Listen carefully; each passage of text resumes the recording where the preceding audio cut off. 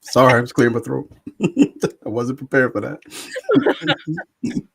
Well, this is one heck of a way to come Wasn't back. prepared. Wasn't prepared for that, ladies and gentlemen. I was Oh clearing my my goodness. I was throat. off. I'm looking left and right. K Walk is pouring his throat. Jay's like on the phone. Look, guys, it's been a while. We've been gone for a while. Merry Christmas, Happy Hanukkah, Happy Happy New Kwanzaa, Year. All Happy that good stuff. Holidays, Happy New Year. I know MLK is coming up, so we could get ahead of that one. But we're back. We are officially back. We had a nice long holiday break. I think we needed it for at least I needed it for a little bit. It was a lot going on. The rest is good, but we're back talking sports. Forgot to say the name of our daggone show. That's how you know it's been too long. Welcome to the sidelines. This is myself, Brittany Jones, alongside Jason Collins and Kevin Walker. What's going on, K Walk and Jay? All is well. All is well. Like you said, Happy New Year, Happy Kwanzaa, all that good stuff, ladies and gentlemen. It's been a while, but it's great to be back where we belong. Yeah, it's good to be back. A lot of great stuff to get into, so it's gonna be a great show. Um, Jay, I'm gonna need some energy from you. You know, it's a new year. We Yep. don't well, you all calm, cool, and collected. Well, I'm sure once we get into some of these topics, the I'm energy will kidding. pick up. I'm just messing. Let's just shout out a couple people who even through the break they stuck with us. I appreciate it. What's going on, Sandy? Happy New Appreciate it. Year. Andy, what's Appreciate you. up? Happy New Year. Sean, what's What's up, up? Sean? What's going on, Appreciate you Mikey guys. Brass? We Mikey, what's miss you up, too, man? Mikey. We miss you too. I know it's been a while, but we are officially back. Appreciate the love. You guys ready to talk some sports? Let's Let's get do it. into it. Let's get into it. I know it's been a while, but why don't we just start of what happened last night? We know the first round, the wild card round of the NFL playoffs occurred over this past weekend. But the game I really want to talk about is yesterday's game because I think this game a lot of people were excited about. Some people may have been surprised, and that's the Vikings and the Rams. The Vikings were at the Rams. They were in Arizona due to the unfortunate situation that's going on in Los Angeles. So let's keep those people in our prayers. For sure. Absolutely. The wildfires, if you're not aware. But during the game, as we can see, the Vikings ended up losing to the Rams 9-27. I just want to get you guys' thoughts. And then, of course, I have some follow up questions. K Walk, let me start with you. What was your overall thoughts on the game last night? Yeah, definitely surprised, Britt. I'm looking at this, and I didn't catch the beginning of the game. I was out, but my son's, keeping me abreast with the score, and it's like 7-0 Rams, and I'm like, all right, so it must have been a fluke thing or whatever. I didn't really get to see what happened. I said, oh, the Vikings will get it together. They'll right the ship, if you will. It's early. Sam Darnold, those guys, Brian Flores, Kevin O'Connell, they'll all get it together, but it just seemed like they had no answer for what McVay had there and Joseph had and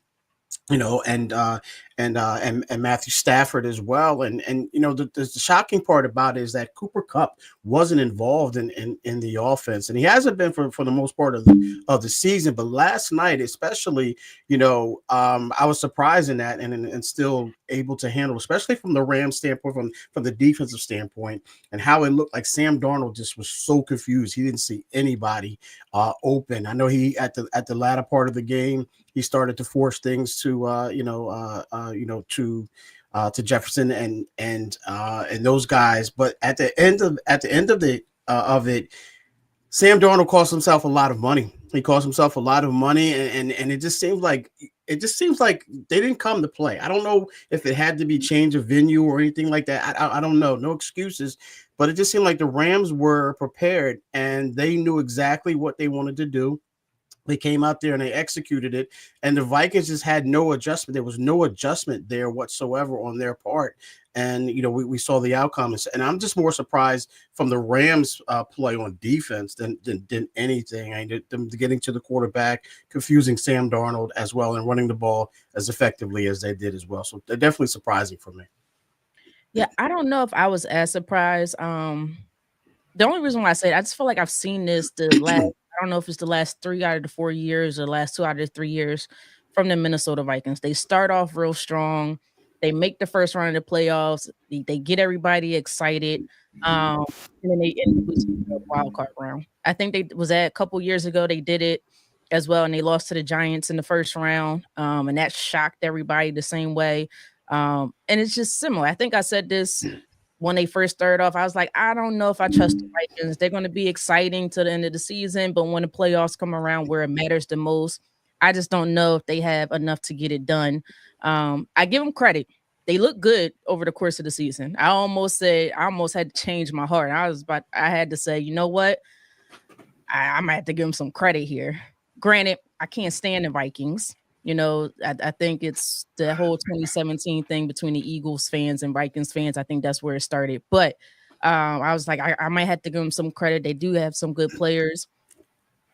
But the Rams really took it to them. It just looked like K-Walk said, it looked like the Rams wanted it way more than the Vikings ever did. Not saying that the Vikings didn't, but that's just how they played.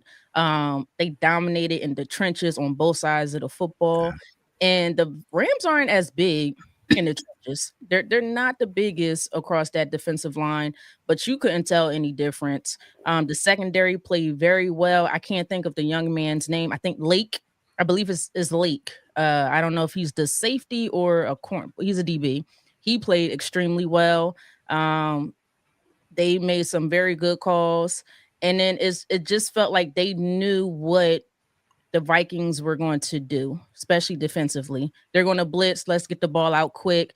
Let's get the ball in our playmakers' hands and allow them to make plays in open space. And that's exactly what they did. So I don't know if I'm exactly surprised that the Rams won this game. Rams are way more experienced, mainly due to Matthew Stafford, Sean McVay, which comes from is that the Kyle Shanahan coaching tree? Yeah, it is. Sean McVay. Yes, So we knew he was going to throw some different wrinkles for the Vikings, and that's exactly what he did. I think Kevin O'Connell also came from him, right? Yeah, they all came. Yeah, pretty Vic McVay. Yeah, they both came from him. But Sean McVay has more experience, championship, Super Bowl experience than playoff experience than the other side. So, and then Sam Darnold looked like the old Sam Darnold, like you said, K-Walk. He got shook. There was the one sack. I watched his face. It looked like on his face he was not going to get back up. His face was like, oh my gosh, what is this big man doing in my face? So, but I do give respect to the Vikings. They had a good season. Surprised the heck out of me, to be honest with you. But Jay, what are your thoughts on the overall game? Yeah, I mean, really, two things jumped out at me. Number one, like it's just a reminder that playoff football is different. Like the Vikings look great all throughout the regular season. KSAP, a friend of the show, was convincing me to go ahead and get on that Vikings bandwagon, and they look good. I mean, they played really great during the regular season, but the reason I was slow to kind of get on there is because of Sam Darnold. I just wasn't sure what he would do in the playoffs. So I think last night showed me, don't forget, playoff football is different. Like it is a different game in the playoffs. And then the other thing is kind of what you guys alluded to. Defensively, I was surprised at the way the Rams played, because coming into that game, you would think the Vikings were going to be the team that was going to bully someone. Yeah. Their defense has been extremely aggressive all year, all kinds of pressure. I mean, they really hung their hat on that, and it was the complete opposite last night. Yeah. The Rams took the fight to them, blitzed them, just totally got the Vikings offense out of sync and really just took the game away from them. So I was a little bit surprised because I wasn't expecting that from the Rams, but it's a great, great win for the Rams. And I mean, if you're a Vikings fan, I mean, how disappointing is that after having a great regular season and then getting knocked out in game one? So very disappointing if you're a Vikings fan. Is it another letdown by the Vikings team?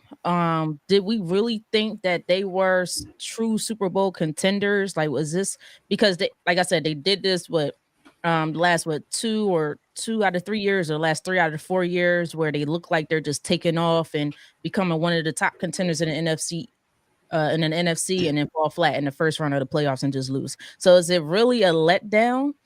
Anybody could take it. Well, I think From the anytime start. that anytime you have a season like they had, like the regular season, like Jay alluded to, yeah, it's going to be a letdown. I mean, that's for any team.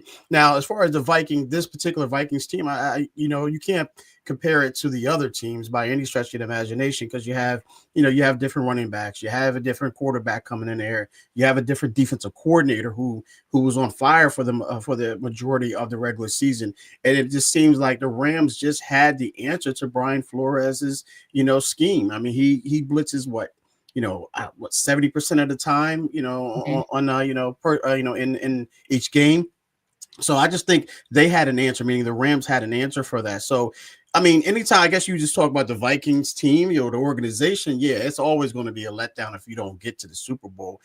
Did I have them as Super Bowl aspirations? No, but I had them going to the NFC Championship. I Mhm. definitely thought they would at least get past the Rams, and then maybe get to the I thought they were good enough the way they were playing throughout the season to get at least the NFC Championship. I didn't think them coming out of the NFC was on my list by any stretch of the imagination. But as far as the letdown goes, yeah, it's always a letdown if you have a season like they did and fall short in the wild card.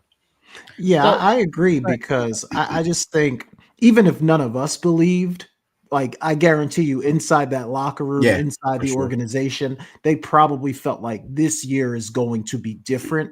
And then to mhm. get knocked out, I definitely think it's got to be a letdown. Even if the outside public maybe didn't look at them as a legitimate Super Bowl contender, I think within the walls of those buildings, I think they thought this year was different. And it obviously didn't turn out that way.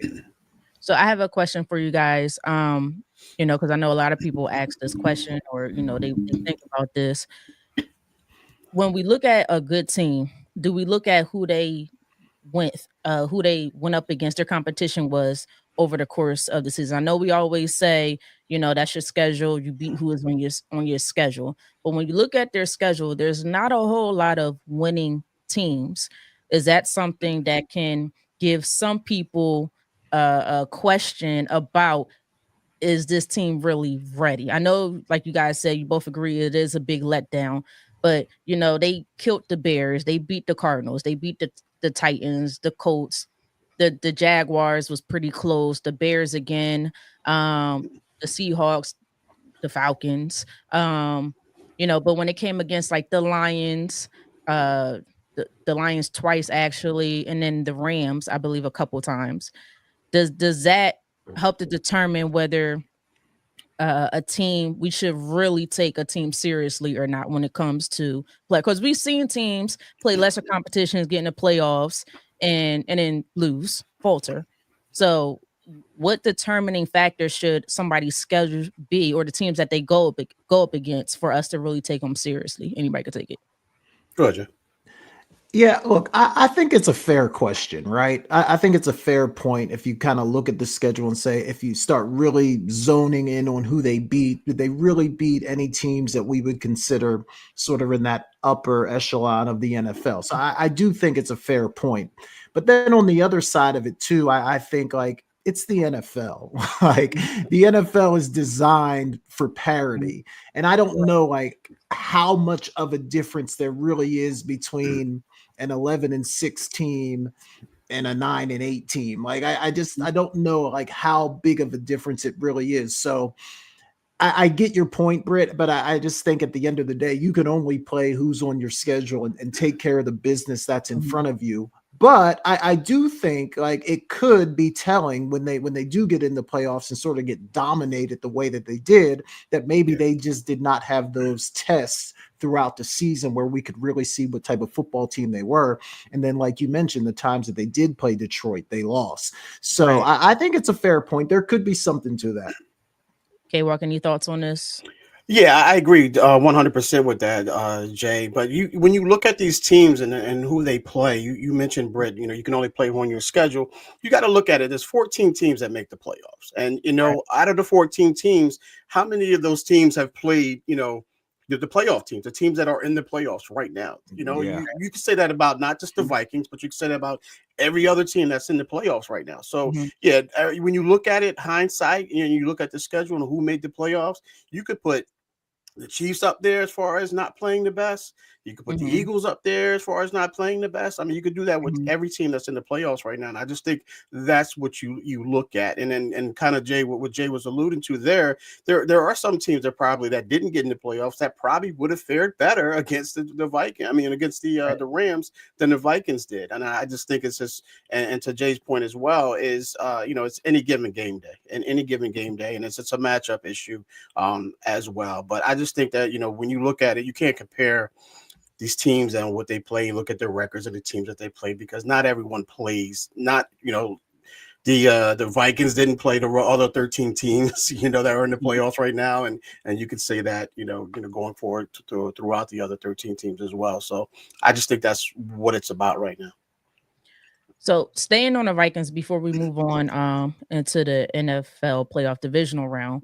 Sam Darnold. Sam Darnold had an exceptional year by Yeah. most of our standards. I guess we can say for a Sam Darnold, probably a surprising year based off what we have seen in his previous NFL experience. I guess you could say he is a free agent. What do you think the Vikings should do? Should they hold on to him? Should they let him walk? Should they franchise tag him? And then, I know they have the young quarterback in JJ McCarthy. Yeah. Do you think Sam Darnold has done enough for the Minnesota Vikings to say, you know what? We like him, we want him to stay. He knows our system. And he did good things for us this year. K Walk, I'm gonna come to you first. Yeah, I mean, just what a difference 60 minutes makes. What I mean, as far as money goes, and how much love you have for that guy, and how much love you lose for that guy at the same time. Yeah, I think they keep him, man. I think they should Mhm. keep him because you can't put all of that on Sam Darnold. You really can't, because there were times where he just dropped back, and he had a guy right in his face immediately, and I just don't think they had an answer. Meaning the offensive coordinator Kevin O'Connell had an answer for what Van Mhm. Joseph and those guys had dialed up for for the Vikings. There were no adjustments made.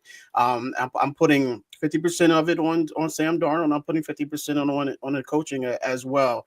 So with that being said, I think they bring him back. Maybe the money is not going to be the same, but I think you bring him back nonetheless because I think he's earned that. And one game, and again, you could put that on the coaching as well. But I think you bring him back because I think another year in that particular system will only help him and help the organization as well. So I think you bring him back, in my opinion. Yeah, Carol, I think I'm with you. I think you do bring him back. I just don't know what else is out there.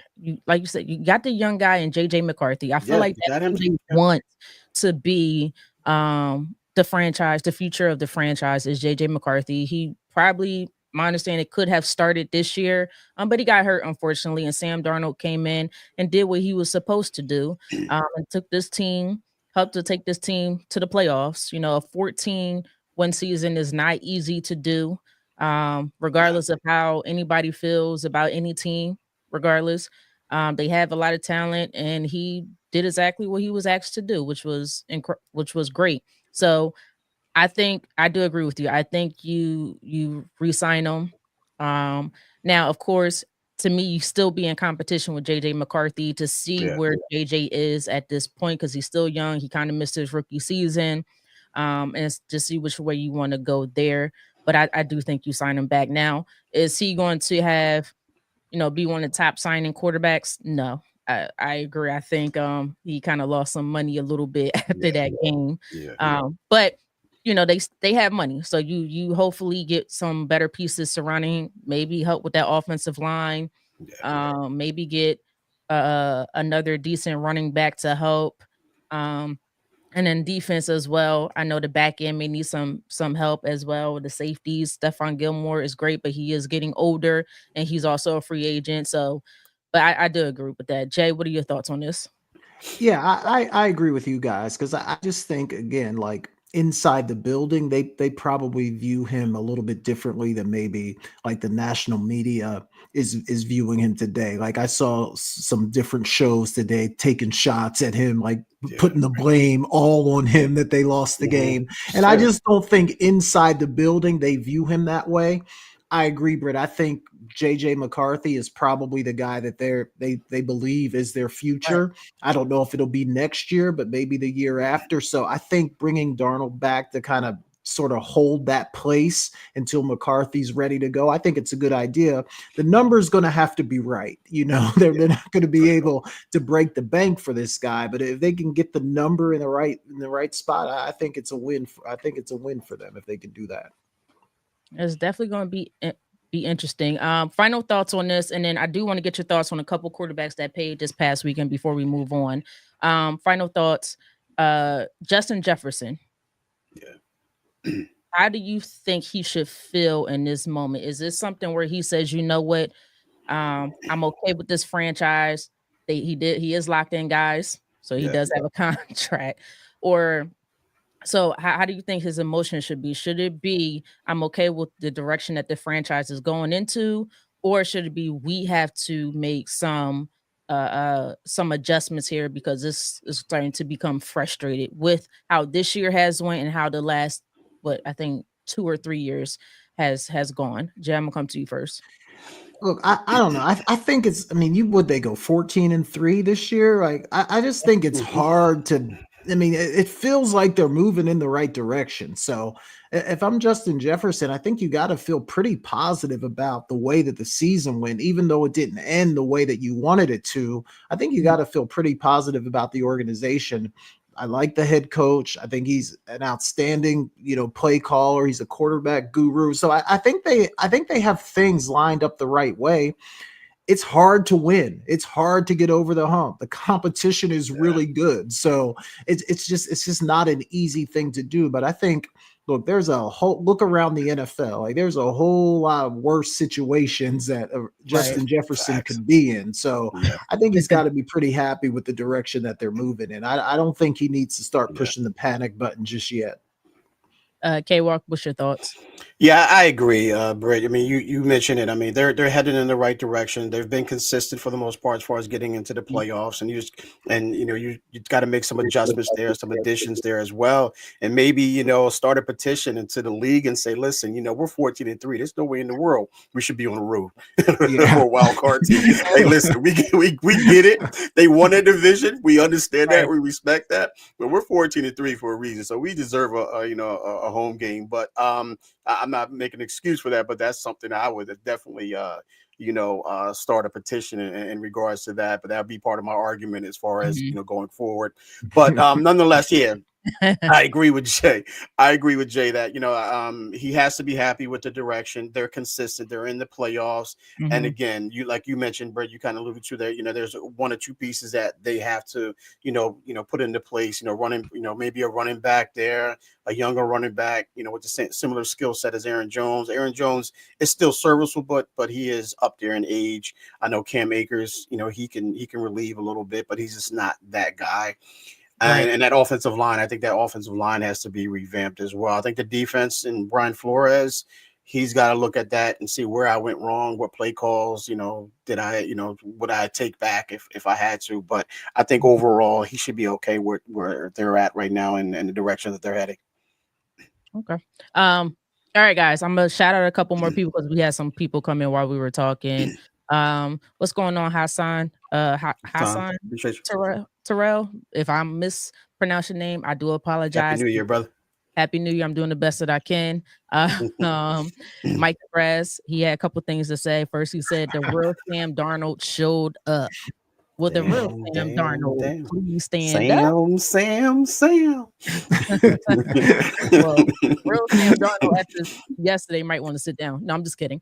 That the Rams was playing for California and the families who lost their homes due to the wildfires going on in Cali. It sure enough did seem like it. They had a lot of you could tell they had some extra fight behind them. That we have normally seen, but they were coming on strong towards the back end of that season too. So that's also part of it. Yeah, that's another great point, Brett. As I was looking at that this morning, I think they started like 1-4, and then I think they went like 11-2 8-2 or 9-2 over their last 11 games. So they're one of the hottest teams in the NFL. So Yeah, that's next a great topic, point. please. Next topic. I forgot they're rivals. I forgot they're your rivals. Well, we about to talk about one of No, I'm just mine. playing. I'm just playing. I'm just I playing. don't like. I guess we see the Commanders as a rival. I mean, they are, but okay. Anyway, let me focus.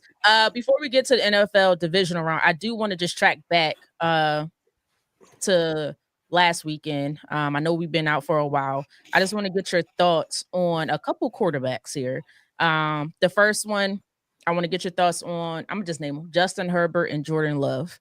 Uh, First round draft picks, future of the franchise or their franchise quarterbacks, of course. A lot of hype surrounding them since they've been drafted. Herbert has struggled to get into the playoffs. He's got into the playoffs. I think this was his first year. And didn't play too well against, I believe they went up against the Texans, if I can recall. And then Jordan Love played against the Eagles, and he struggled a little bit too. What are your thoughts on these two quarterbacks? Because there are a lot of people who are kind of giving them the pass after, I believe this is their 5th year in the league. So they're giving them the pass. So just what are your overall thoughts on the play of these two quarterbacks when it matters the most? Jay, I'm gonna come to you first. So with Jordan Love, I like Jordan Love. I think he's a good player. Obviously, they lose to Philly, and I know he's banged up a little bit, but also he's been in the league 5 years, but he didn't play right away. He sat a lot, so he doesn't necessarily have some of the same amount of game experience as some of these other guys. I like him. I think he's what the modern NFL day quarterback is, right? You got to be able to throw the football, but he's also mobile enough to move outside the pocket and do some things. And at the end of the day, like, he's still a very young quarterback. So I do think his future is bright.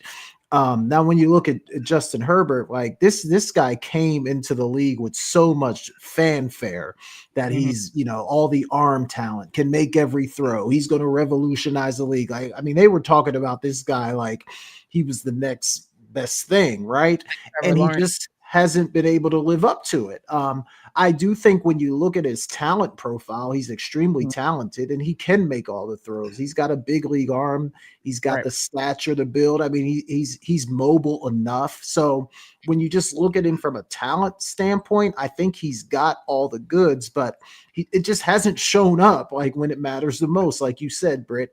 And then to throw 4 interceptions in the playoff, I mean, that's, if that was Dak Prescott or someone like that, I mean, he would be getting absolutely destroyed in the media. So I do feel like Herbert has got a little bit of a pass on the way that he's performed.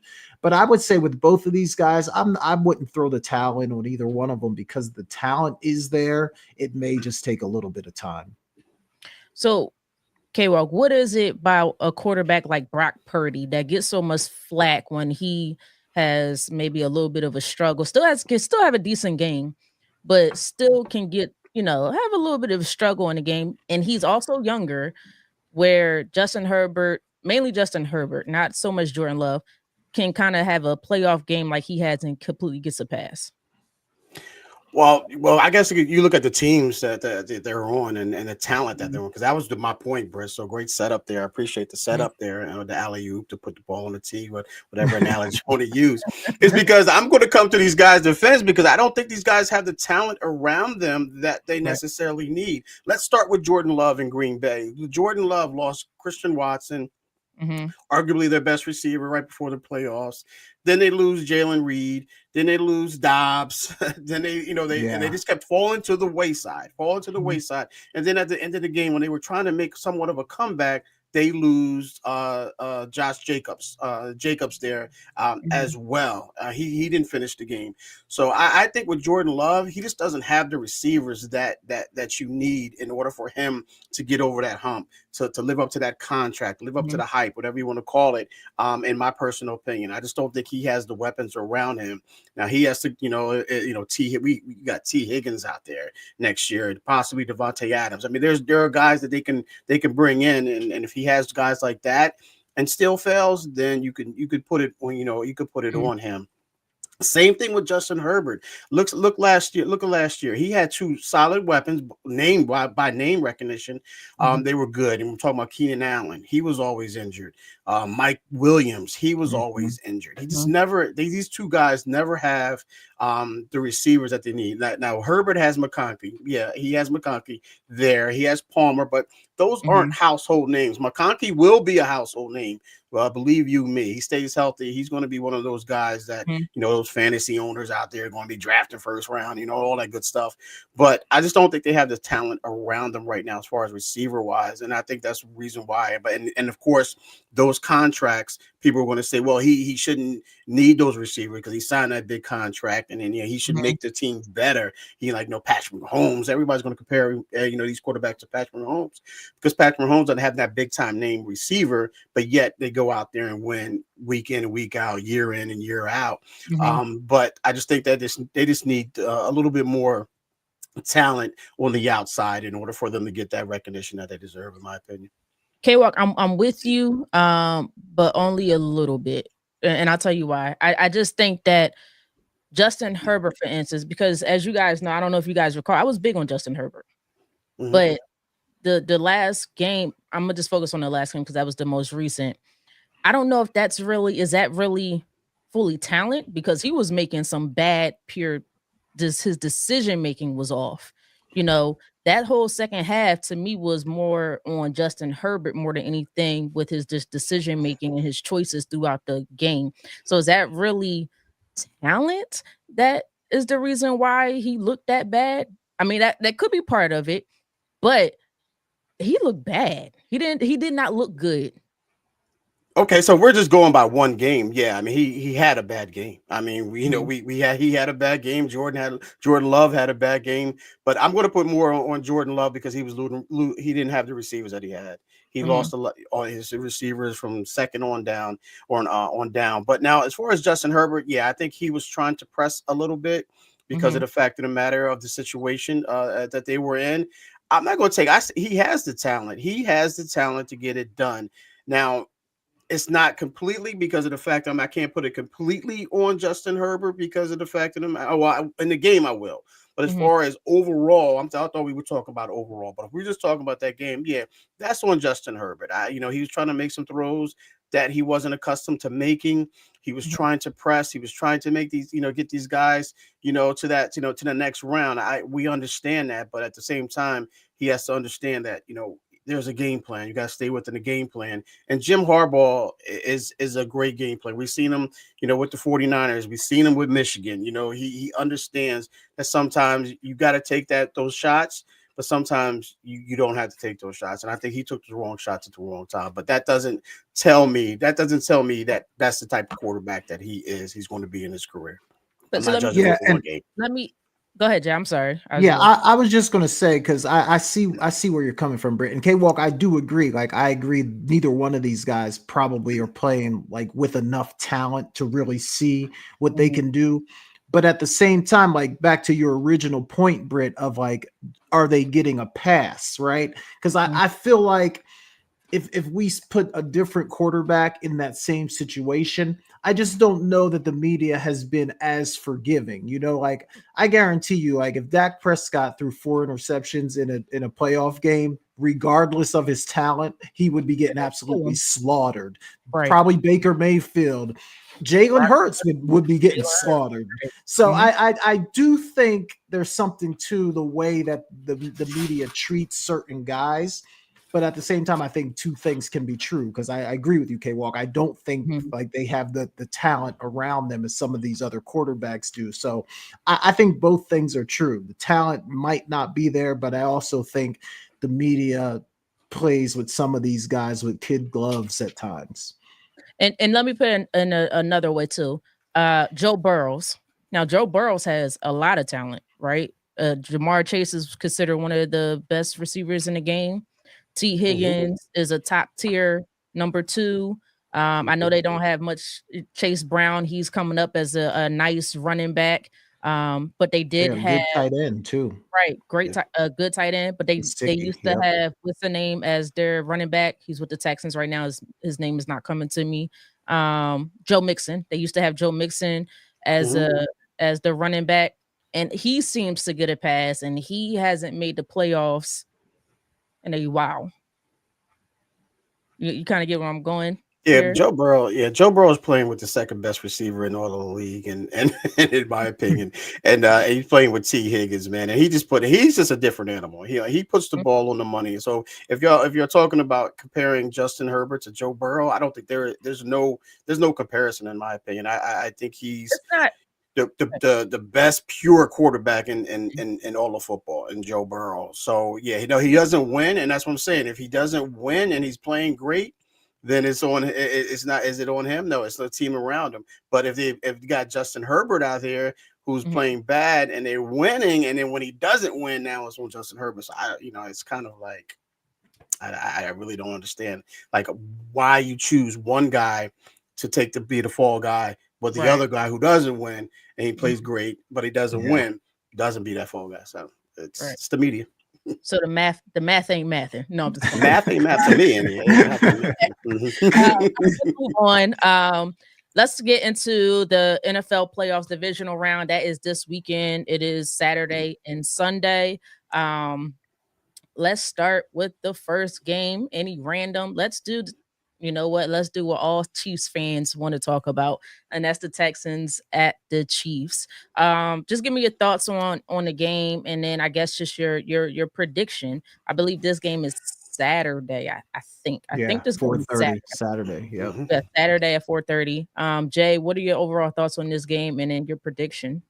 Look, initially, I would just say I think the Chiefs need to be careful, right? Because they just need to be careful. They've had a great year. They've won a lot of really close games, but that margin for error with the Chiefs, I don't think it's very big. So I think they need to be careful. The Texans play sort of like a fearless brand of football. Like they play really good defense. They go after the quarterback, and they probably feel like they're playing with house money at this point. Like they got a win last week. They're going to play the Chiefs. I think they're like a 10-point underdog. Nobody's really expecting them to win.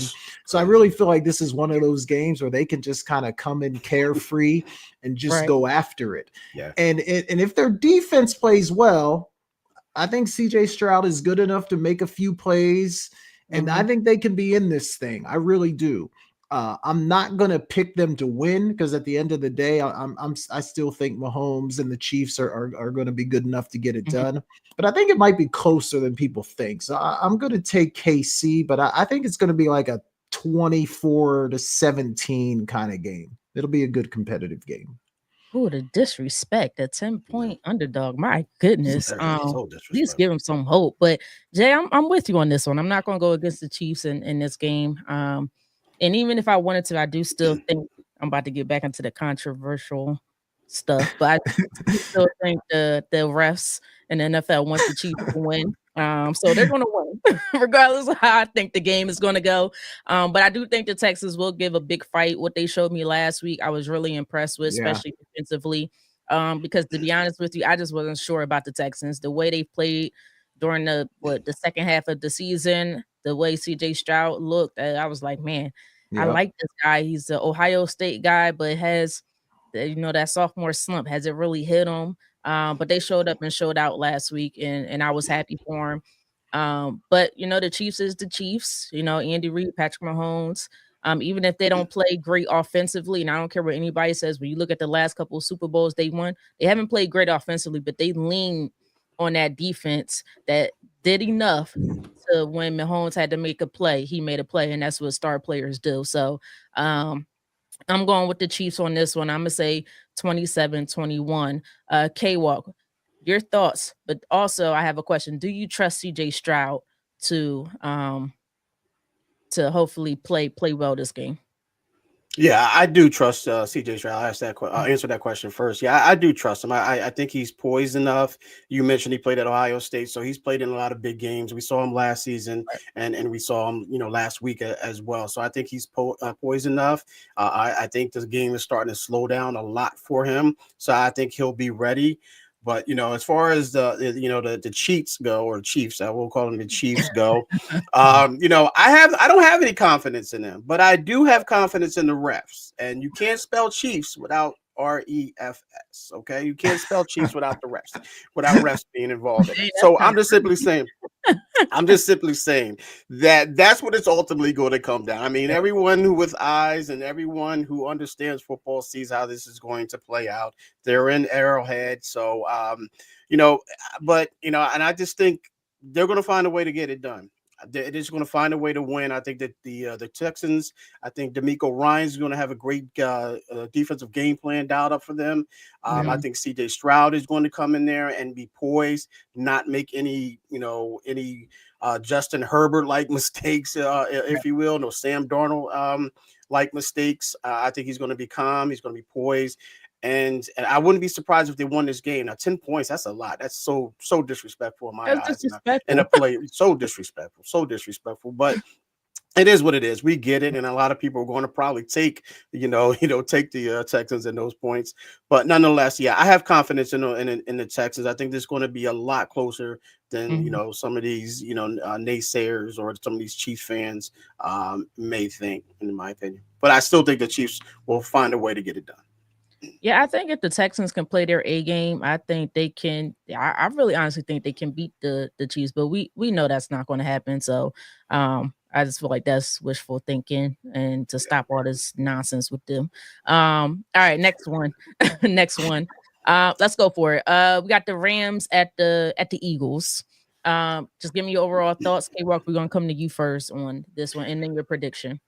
And I Yeah, think I just the points what happened? is I think the points is 4.5 or 5.5. I One think it's second. more than that. I think it's like Yeah, I five or thought it six or was something. Yeah, 6 maybe, it's but up I don't there. I don't It's remember. up there. Yeah. Let me just ask this: what book will AJ Brown be reading? Do you know? Does he have a book club? I just need to know that. Is it going to be So like an right now we action? Is know it going it's to be a inner X. thriller? Is So no, I'm just, no. I think the way that the Eagles are playing right now. I just think you have to give the nod to them as great or as good as the Rams played last night. They got to go cross country. They got to go to the link. They got to go, deal with that crowd. I don't know what the weather is going to be like. I don't think it's going to be that. It's not going to be cold. It'll be, wintry cold like in normal winter. But I like don't think that's going to play a part in it. like 30 But degrees, something like that.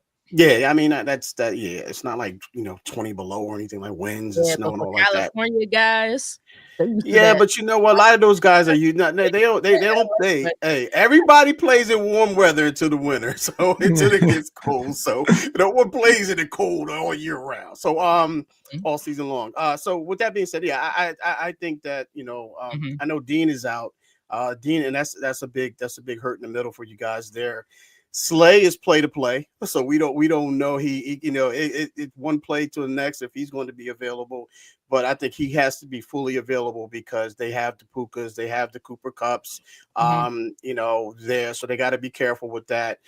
So they if the Rams if the Rams offensive line gives Matt Stafford some time, it's going to be a long game for the Eagles, but I'm still going to say the Eagles got Saquon and they got Jalen Brown and they got an unhappy AJ Brown, which means he's going to get the rock, which spells a lot of trouble for that secondary of the Rams. But I'm taking the Eagles with all that being said. Ooh, I know that was hard for K Walk to say. Yeah, real is real, Brett. Real is real. I hate the cold, but it's cold Uh, outside. um, I know a lot of people made a big thing about AJ Brown in that book. He's has that book every single sideline. I think just the camera just caught him this time. They have pictures. They have other players and coaches say he brings that book every single game on the sideline. So that doesn't bother me. Now, if he was on the cell phone, now we got a whole nother conversation. But I It's mean, he could always have been on something the wouldn't do. he could have been a cell phone reading a book. I don't know. But anyway, I think for me, a lot of the points that K Walk said was some very valid points. Also I think the last time they played the Rams, I think the Rams were basically fully healthy.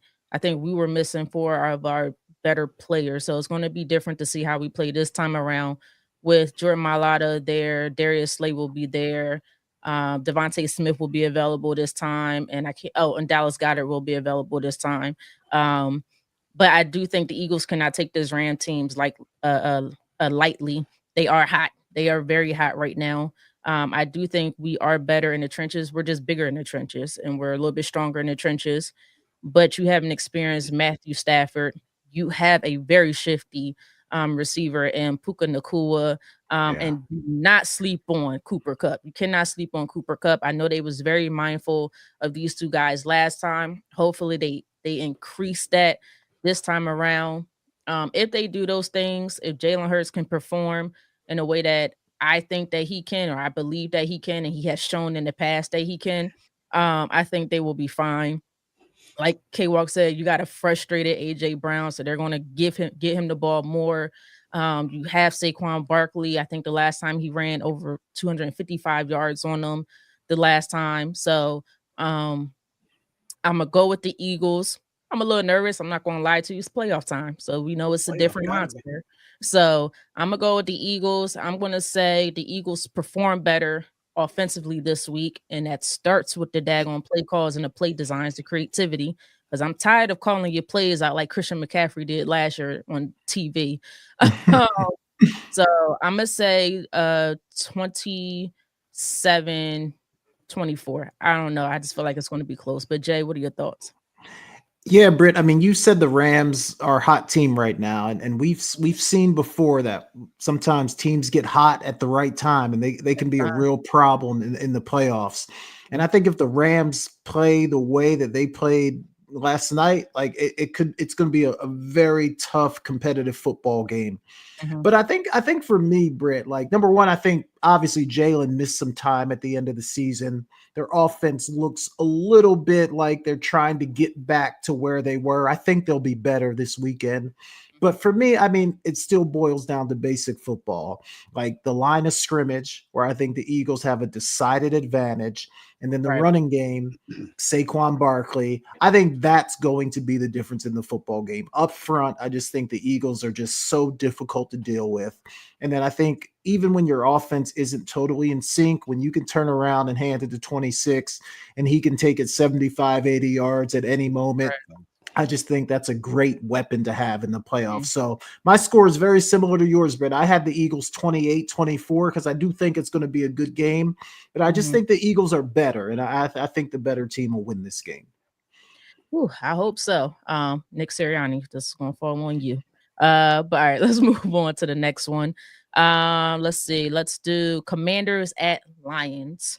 The Commanders are at the Lions. Jay, I'm gonna come to you first. What are your overall thoughts and predictions? Man, I am really looking forward to this game. I really am Me because Jaden too. Daniels is just so much fun to watch. And Right. there are times when there's plays that seem like they're dead, and then he turns it into something great. So I'm really looking forward to the game from that standpoint. But similarly to kind of what I said about the Eagles, I just think that the Lions are just more physical. I just think they're tougher. I just think their mentality, like I just don't think they're going to let the Commanders come into their place and beat them. So I think the Commanders are going to put up a good fight. I think the Jaden Daniels story has been tremendous, but Mhm. their season ends this weekend. I'd like Detroit, maybe 27-14, something like that. I think my score is gonna be a little bit closer, Jay. And I think the Lions defense, the last time they did play, when they definitely showed up even with all the injuries. It's just something about this Commanders team that annoys the heck out of me, and I think it's more their fans than anything, and that's because I'm a Philly fan.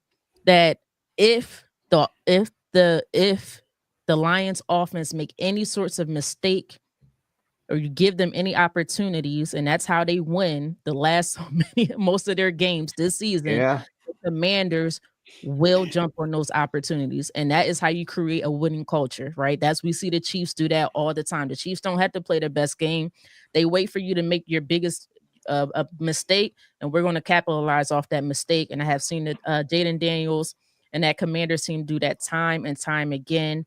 And my thing is, I don't understand how teams don't do it.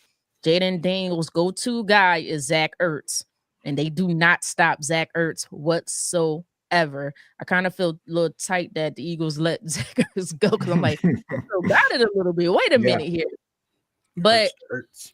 overall, I do think experience, I do think physicality, like you mentioned, will trump um and become victorious over anything else. So because of that, I do think the Lions will win, but I think my score is going to be 30 to 27. I think it's going to be a real close game. I think both defenses is going to struggle. The Lions defense might struggle a little bit with the run of Jaden Daniels because when he takes off, he is elusive. And he breaks some tackles. You Yeah. cannot seem to tackle this skinny dude about as big as my pinky with one. He broke quite a few tackles with one arms. But Jaden Daniels, I have to give him credit. That is a special young quarterback. And we said similar things about CJ Stroud last year. So I'm gonna still go with the Lions, but I am excited for this game, and I think it'll be a close one. K Rock, what are your thoughts? Yeah, I'm looking forward, just like you, Jay. I'm looking forward to this game. I'm a Commanders fan. I'm rooting for an all Maryland Super Bowl between the Commanders and the Baltimore Ravens because I know they're DC, but they actually play in Maryland, Yeah, meaning the yeah, yeah. Commanders. But nonetheless, I'm rooting for this. But I don't know about this one because the Lions are getting their I believe they've gotten their middle linebacker back, the one that broke his forearm in the beginning or earlier in the season. I believe he's back. If he's not, then I still like the Lions though, to be honest with you. But I'm rooting for the Commanders. I'm a big time Commanders fan this weekend, but I'm just gonna I'm gonna put my money on the Lions. I just think they get it done. I think that crowd, Dan Campbell, Jared Goff, those receivers and Brown and Williams and Montgomery and Gibbs, and how close they came last season to getting to the Super Bowl. I think they didn't forget how that felt, knowing they had the game against the 49ers last year, won, but they just, they let them off the hook, if you will. But I'm going to go with the Lions, man. I'm rooting for the Commanders, ladies and gentlemen. I'm not trying to play both sides of the fence here, but I'm going to pick the Lions. I think the Lions get it done at home. But just shout out to the Commanders, their first playoff win in what, I don't know how many years, 95, 40 I think. plus years. Long time. Yeah, so many years. So shout out to them for that. And that fan base, but no, and I'm a big time Jalen Daniels fan, and Brian Robertson Jr. Those guys, but I got the Lions here. I'm going to go 24-16 here, 24-16 Lions. One thing though, like I think one thing that maybe we just need to watch, like we know Dan Campbell loves to go for it on fourth down and Yeah. loves to gamble. Dan Campbell. If some of those decisions backfire, let's say he goes for it a couple times Like on last fourth season. down instead of taking points, and some of those decisions backfire, then this game might creep a little bit closer than people think. So I just think that's something to keep an eye on. If he gambles and it doesn't pay off, it could turn the game upside down. I think he learns his lesson, Jay. I think I think he went to Gamblers Anonymous, and I think he's going to be reformed because what he did last year against the San Francisco 49ers. So I don't think he'll do the same thing. If he does, Jay, that's just who he is. That's just who he is. But I don't feel like he's going to do that. He did it a few times in that Vikings game, like in week 17 when they were playing they were playing for. But he knew he was in. He knew he was or in fifth or whatever, and he was gambling all night long. So I don't know. But that's an elimination game. I knew it was for the number 1 seed, but I don't think he'll do it in an elimination game. I don't know. I'm gonna put something second thing on. I think the play of Jared Goff will speak volumes too. He can't have one of those 3-4 interception games against this team. They, like I said, they will take advantage of the opportunities that are given to them and capitalize. So, and that's how they'll beat you. They may not be the strongest defense. They may not be the strongest in the run defense, and I think this is where the Lions will beat them. Is where they got Sonic and Tails in that backfield, and they're both healthy right now, and I think that's how the Lions will get them. But they take their opportunities when it's handed to them. But all right, guys, the next game, final game, and this is probably the game I'm most excited about. Well, outside the Eagles game, but yes, I'm most excited about amongst all the games, and that is the Buffalo Bills are at the Ravens. Woo! It's another way around, isn't it? It's another way around. Yeah. I thought the are Ravens they in needed Buffalo? Then the Ravens Are won they the in division. Buffalo? I thought they were in Buffalo. I could be wrong. I swear they were in Buffalo. No, because I think the Ravens won the division because the Steelers lost, right? And then the Bills were second in their division because they're in the same division as. I could be wrong. I could be wrong. I'm probably wrong. I think Jay is looking it up. So yeah, I'm trying to look it up, but I'm not sure. Well, we know it's the Bills versus the Ravens. How about we Mhm. say it that way until we Okay. can find the Yep. information.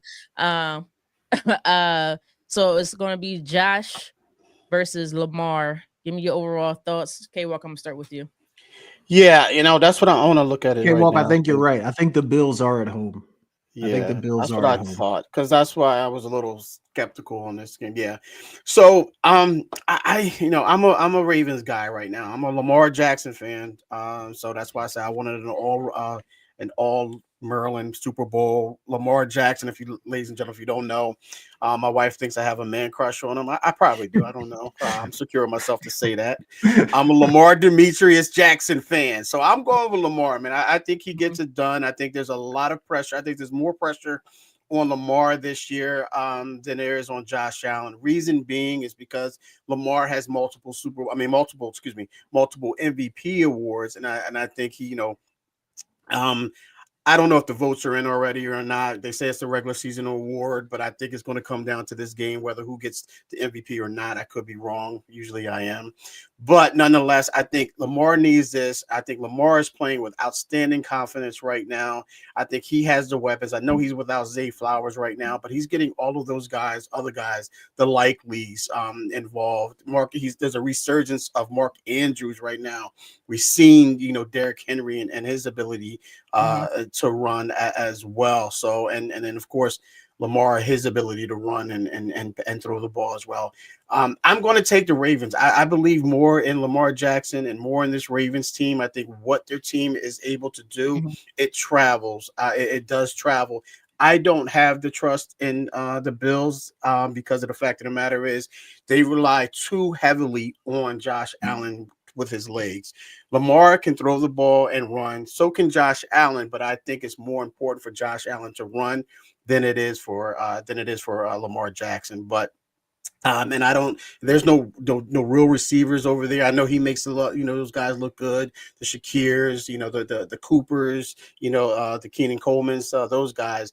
But when you have a 475-year-old Vaughn Miller who's still playing with glasses on, I just don't have trust trust in Right. that guy right now getting into a Lamar Jackson. So with Mhm. all that being said, even though they're in Bills Mafia, they're Buffalo, and I know Buffalo fans are going to get on me now. If Buffalo wins, I'm going to root for Buffalo, ladies and gentlemen, to go get to the Super Bowl, just to let you know from a New York standpoint. But I got Lamar Jackson and the Ravens in this one. I think this is going to be a very, very great game, a really good, great, a great game. Sorry. Um, I'm going to go 24-20 Ravens here. Um, I think it's going to come down to the defense. I feel like I really do. I think it's going to come down to the defense. And for that reason, I do think the Baltimore, I was gonna say Buffalo, Baltimore's defense is a little bit stronger than the Bills defense. I just feel like K Walks just said it. They put so much on Josh Allen and that offense, and they have been getting it done every single week, and I cannot deny that at all. And the talent of Josh Allen is, my goodness, impressive. And I just loved how he's playing this year. He's not playing as he's like I don't think he's playing that much superhero ball, although he is because that's really, they have to Right. depend so much on him. He's Yeah. not doing what he did in years before. He's not forcing it, and so he's understanding. Okay, let me let me take what the defense is giving to me, but he's taking that and he's really capitalizing off of that. So if you're gonna give me a 5 yard run, I'm gonna make that 5 yard run to a 25 yard run. If you're allowing one of my rookie wide receiver to run 5 yards, um, a 5 yard slant, you know what? I might have him go a little bit further out and we're gonna make this 5 yard slant into a 35. Like he's just anytime the defense gives him something, he's making it that much bigger of a gain. Um, man, he's been playing incredible, but it's hard to deny Lamar Jackson and Derrick Henry on the offensive side of the ball. They are unstoppable duo, especially when Lamar decides to really take the ball and run it, not just throw it, but make the defense have to really guess. But I want the split, and I want Jay to make the actual pick. So I'm not making my real pick, but I'm making my pick. So I'm gonna go with the Bills. She's making her Brit pick. She's basically playing both sides of the fence. Right. That Brit pick. No, but I do think this can go either way. I do know that the Ravens did beat the Bills earlier in the season. I think they killed the Bills earlier in the season. I think it was like 35 to 10. Right, 35 to 10 or something like that. But that was in the first month of the season. And by the time you get to the end of the season, things are completely different. Both teams are different. So I'm gonna go with the Bills. I'm gonna say it's super duper cold, although it is cold in Baltimore. It's really cold in Buffalo. And Josh has been playing incredible. I'm gonna go with the Bills, and I'm gonna say 28-27 Bills. Jay, what do you got? I'm not gonna lie. I changed my mind about 3 times when you guys were talking. My pick has changed at least 3 times because, like, when you look at Lamar Jackson, like he's one of those rare guys, like on a field with other professional athletes, that he jumps off the page at you, right? Like, there's not a lot of guys like that. Like, you think of a Deion Sanders, Mike Vick had that quality, like a Bo Jackson, guys that just look different even amongst the elite of the elite. So he's the ultimate eraser. Like, he and honestly, like, he just looks like he's playing with people at times. Like, he's really that good. Yeah. And then when you add Derrick Henry to that mix, you're right, Britt. It makes them unstoppable. But because this game is in Buffalo, and because the Bills, I just feel like the Bills have something going right now. Right. And Josh Allen, obviously they're going head to head for the MVP and all this stuff. I just think it's going to be a great game. Britt, we're thinking a lot alike tonight, because I have this thing at 28-27 as well. But I'm taking the Bills at home. I think the Bills get it done at home. Give me the Bills 28-27. I think Lamar's going to play great. So I don't think the next day they're going to be able to blame Lamar for anything. I think he's going to play a great game, but I think the Bills get it done. Oh, he broke Lamar plays great. If Lamar plays great, it's a wrap. It's a wrap for the Bills. If Lamar plays great. It's going to be interesting. I can't wait for that one. We got 4 great games this weekend, by the way. It's going to be one of the best. This is like the best football weekend. We got 4 great ones. Yeah. Yes. All right. A couple more questions, and then we're gonna go into break, and then Jay, I'm gonna turn it over to Jay real quick, guys. With this, I have 2 questions. Who is the most scariest team out of all of these teams on both sides, AFC and NFC? So not dangerous, just the most. And what I mean by scariest team, the one that can be like, whoa, I didn't see this coming, or whoa, we gotta be mindful of this team, regardless of how good we are. But this team is pretty darn scary when we really look at it. Anybody can take it. I'm go ahead, Jay. Go ahead, Walt. No, I'm just gonna stick with the Ravens, man. I just think with everything we just talked about, Lamar Jackson and what he's able to do, and how he's able to, buy time, allow these guys to get open, from the offensive standpoint. I just think that if they're rolling, and like Jay said, if Lamar's gonna play great, if Lamar plays great, that's dangerous for any team out there, regardless of the defense. But they have a great defense too. I mean, a solid defense, with Smith, with Hamilton, if he can stay healthy, if Hamilton can stay healthy on the back end, they're really tough to beat. So that's just my team right now. I just really think that they're the team that they're my favorite to get to the Super Bowl and win it. Yeah, and when you said scary, Britt, that's the first place my mind went, to the Ravens. Even though I'm picking the Bills, when you say scary, I think about the Ravens, because those I mean, Henry can hit a home run at any time. Lamar can hit a home run at any time with his legs or with his arms. So they are the scariest team left, in my opinion, especially in the AFC. When I think about the NFC, though, none of those teams feel scary to me. Like, they're good. I'm not taking anything away from them. There's some very good teams on that side. But scary wouldn't be the word that I would use to describe them. But when you said scary, my mind immediately went to the Ravens. Gotcha. All right, guys, real quick. Before we head into break, real quick, if you guys, those who are watching, please like and subscribe to our YouTube channel, The Sideline Speaks, and we would greatly appreciate if you could please share our channel. Just word of mouth, I think, is the best way to share the show. So we would greatly appreciate it. And hit that like button if you haven't done done so thus far. Have not done so thus far. I'm like, what's going on here? I just want to talk about just fired coaches. I had a number of coaches, but I know we're running time is kind of running quickly here. So I'm gonna tie this as much as I can into one question. Jared Mayo, Antonio Pierce, and I think I am missing one. But Jared Mayo, Antonio Pierce, and there might be another one out there. One and done quarterbacks. They are one and done quarterbacks. For those who don't know, Antonio Pierce was the head coach for the Raiders. Gerald Mayo was the head coach for the Patriots. Give me your thoughts on these franchises or these owners hiring these quarterbacks. And we've seen this a couple times last year and the year before. I'm sorry, these head coaches for 1 year, and then letting them go to bring in, I guess, someone that they feel is, I guess, a little bit better, but hasn't really proven much. K-Rock, I'm gonna come to you first. Yeah, it's rough, Brett, and we all know where you allude to by mentioning these particular coaches' names. Like, I'll start with Antonio Pierce. Like, Antonio Pierce firing is kind of mind-boggling to me because of the fact of the matter is they hired him last year as the interim head coach for the majority or the latter part of the season. So he showed what he can do and he was pretty successful for the most part as far as the Raiders standpoint go. And then Right. they had the offseason and they had to bring him back in, had to interview him, and then he had the full season. And I thought they showed promise. I mean, they don't really have, they traded away Devontae Adams. They don't really have a solid running back there or a solid quarterback there.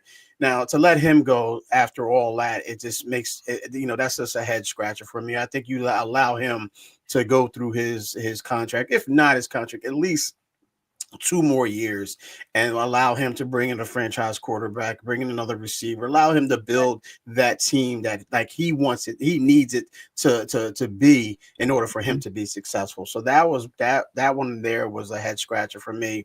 As far as Gerard Mayo goes in New England, that just seems to me that was just a hiring that they had to fill a quota. They met that quota, and they were just holding that. They were just holding that particular position for the guy that they ultimately wanted. And ex, well, Mayo wasn't, an expatriate, but to bring in another guy, if you know what I mean. I'm not going to go there. I'm not going to turn this into something different. But he was more of a bridge, coach, if you will. Hold it down, just babysit this thing until we get, until the parents get home, if you will. And that's how I feel about that. Jay, I'm gonna make it into something. Because I want your thoughts.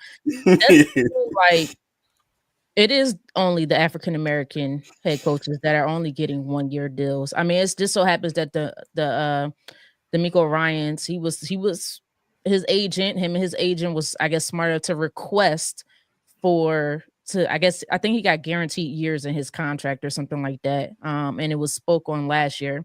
But is this becoming a major issue that African Americans are seeming to only able to have these you really only got half a year to even prove yourself without even getting your team in the building? What are your thoughts on that?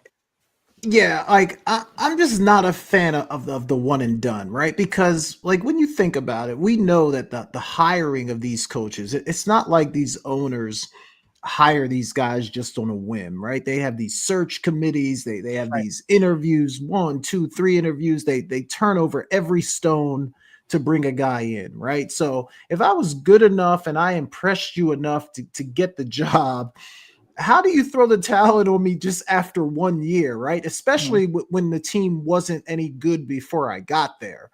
So that's the issue that I have with it. And then if I get on the job and I'm terrible, I'm incompetent, then that's your fault for hiring me because you went through everything. You should have known that I wasn't so good. So what does that say about you if you fire me after 1 year?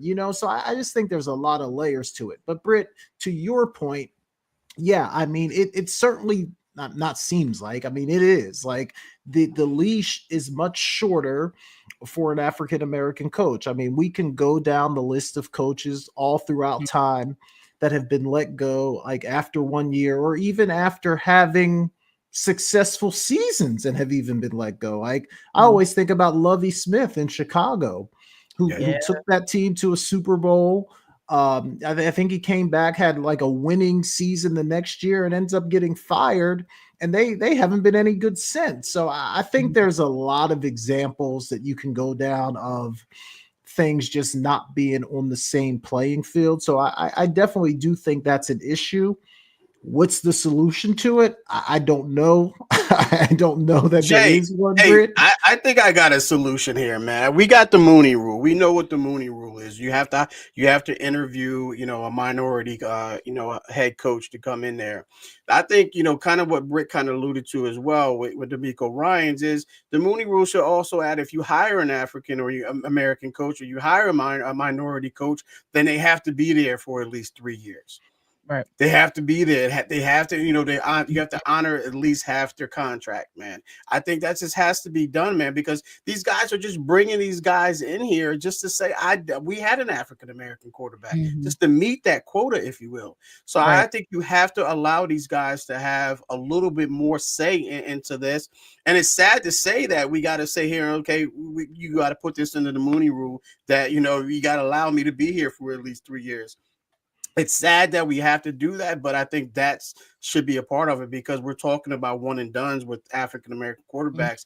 African American head coaches, excuse me. And then you have these white coaches, these white coaches who come in there, and some could be one and done, but they'll, in 3, 4, 5 years, they got another gig somewhere else, Right. So it's. In my opinion, I think that has to be done. If you hire a minority coach, then they have to be there for at least 3 years. Allow them to do what they're supposed to do. Because to your point, Jay, listen, this team was horrible. This is why you're going through a head coaching, head coaching search, and you bring me in here. So it's easy for me to get the job. It's harder for me to maintain it. But allow me to do it on my terms. If I need to maintain it, allow me to do it on my terms. Yeah.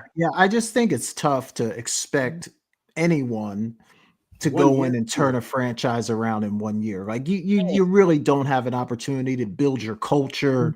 It's just so many things that go into creating a winning organization. And 1 year, which, like you said, Britt, it's basically like 6 to 8 months when you really boil down to it. Like, that's just not enough time. It's just and not Jay, enough time. On top of that, with the New England Patriots, that had so much money in salary cap. You could have just brought in anyone and threw money at anybody and said, listen, I got you the quarterback, I got your running back, I got your top tier receiver, so forth and so on, linebacker, whatever the case may be. Hey, listen, and you messed it up. Then, maybe you can argue and say, then, you don't belong here. But to hire him 1 year and still save all that money, still have all that money in salary cap space and still let that guy go, that's not fair, man. Yeah.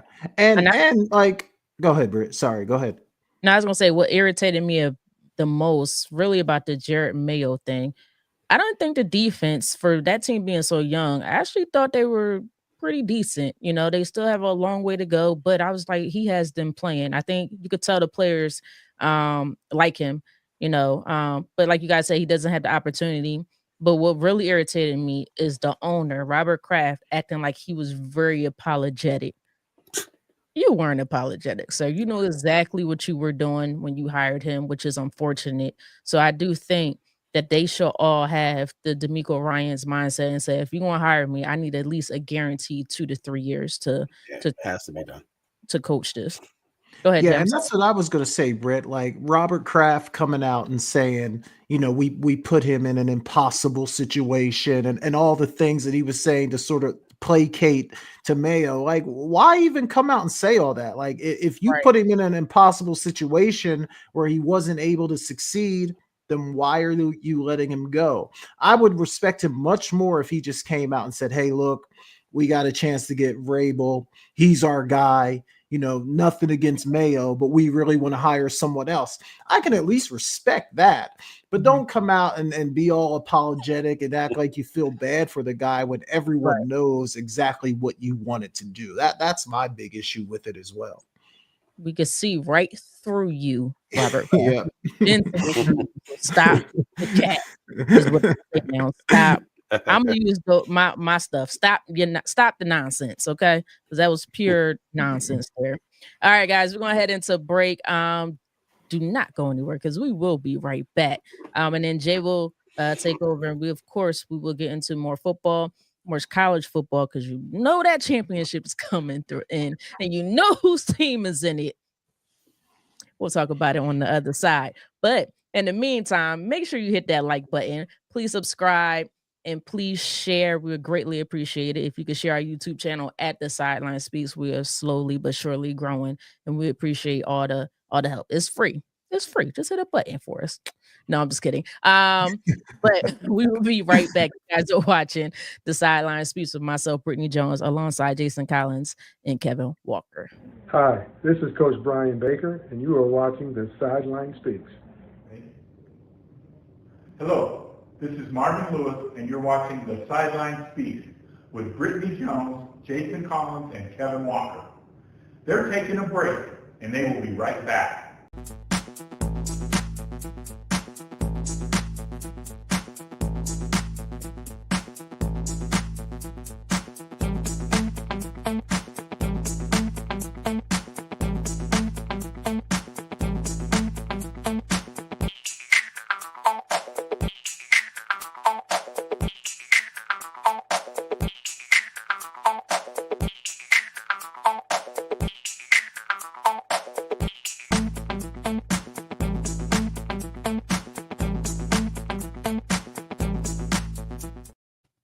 Welcome back to The Sideline Speaks. Brittany Jones, Kevin Walker, Jason Collins. Guys, we are going to talk about that college football national championship coming up in just a little bit, but I think there's a couple other pro football topics I want to hit on. And sometimes when you're dealing with America's team, they kind of need their own segment. So let's talk about the Dallas Cowboys. Time out. Stop it. We cannot continue this into 2025. 2025, we are trying to improve and get better. Okay. Do not take us back to the past. Okay. Leave the history in the past, long distance past, almost before I was born past. We're going to leave that all the way back here. Okay, Jay? We're going to start fresh 2025. It's hard, bro. Right? They moved the meter. They moved the meter. I thought Jay was a Falcons fan. Oh, yeah, I am, man. I'm just, and that was another thing. I'm speaking for America right now. I'm sorry. Who's America's team? The Dallas Cowboys. Keep going. I'm sorry. All right. So Mike McCarthy let go.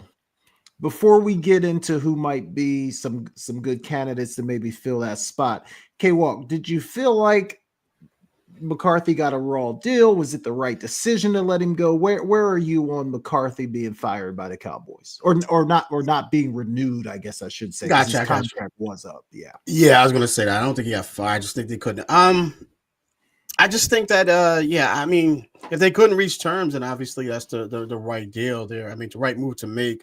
I mean, I think they wanted McCarthy back. I think McCarthy wanted a little bit more power in the situation, and we know how that goes down with Jerry Jones. He's not going to give any more power than he's already given. We've seen some of the big time name guys out there.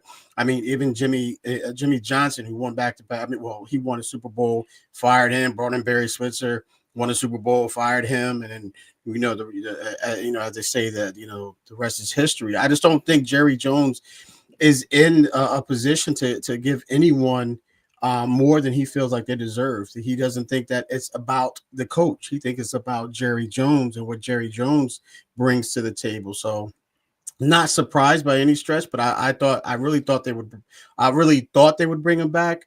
I hope they would bring him back because I as much as I don't like the Cowboys as a 49er fan, I like and I respect Mike McCarthy and what he was able to do with that team and his tenure there. So I mean, I understand it. It's Jerry. It's America's team. So that's what we do here. That's what America. I mean, it's hard to be surprised by anything that happens in Dallas. It could go any way, and it wouldn't really be surprising. But Britt, are you surprised that they moved off of McCarthy? Did you think he was coming back? What are your thoughts on the situation? I don't know if I'm surprised at all. I think when you get this far into it. I think at this point, I feel like Mike McCarthy. I don't think Mike McCarthy wanted to renegotiate his deal. I kind of feel like, and he'll probably never say this. So, he seems like a very humble guy. He'll give the Cowboys and Jerry Jones, their respect and so forth. But I think Mike McCarthy is used to the situation that similar to what he had in the Packers. He had a lot of control over his team. He was able to create the culture and a team that he wanted to in order to hopefully win the Super Bowl. And he did win the Super Bowl with the Packers. Granted, it was with Aaron Rodgers, and he just never had that in Dallas. And unfortunately, he was never going to get that in Dallas. So I honestly think that even if he said, I would like to stay, I don't think he wanted to stay there. Being that he really seen what it's like to be under Jerry Jones. So I'm not surprised at all. I think Jerry wants to find a guy who's either just as flashy as him, can bring cameras to the team, because he likes that circus act stuff, or he wants to control everything. So I think it was the right decision to be made. I think Mike McCarthy is going to get hired by somebody else. I still think he's a pretty good coach, in my opinion. You just have to allow him to do what he needs to do in order for, to achieve the goals. Because I think he's a smart coach for the most part.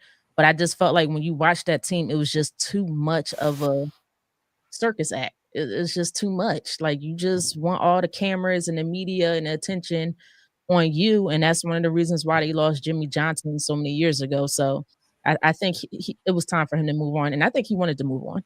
Yeah, I actually agree with you, Britt. I think McCarthy may have been ready to kind of get out there, and they may have been ready to get him out of there as well. So I just wonder, like, how genuine some of those contract negotiations really were. Because if he wanted to be there, was he really going to let it? I don't know how far apart they were, but if you want to be there, you might not let a few $100,000 or whatever it may be stand in the way of that.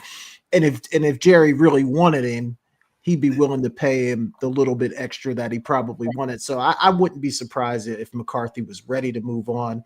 I know the Bears have some interest in him, so I would not be surprised if he's hired here in the coming weeks. But thinking about the Cowboys, like, where do they go from here? Deion Sanders is kind of the name that's being floated out there. I never thought Deion had any interest in coaching professional football until I saw him on TV about a week ago, and he kind of cracked the door when he said, well, if I got the opportunity to coach my sons, I would do it. And now he cracks the door for that to maybe be an opportunity.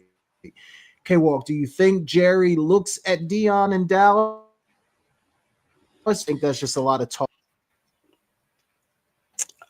I think personally, I think that, it may be a lot of talk, because we talk about guys that, Jerry Jones don't want to overshadow him. And Deion comes in there and he's an immediate, he's going to overshadow, Jerry Jones.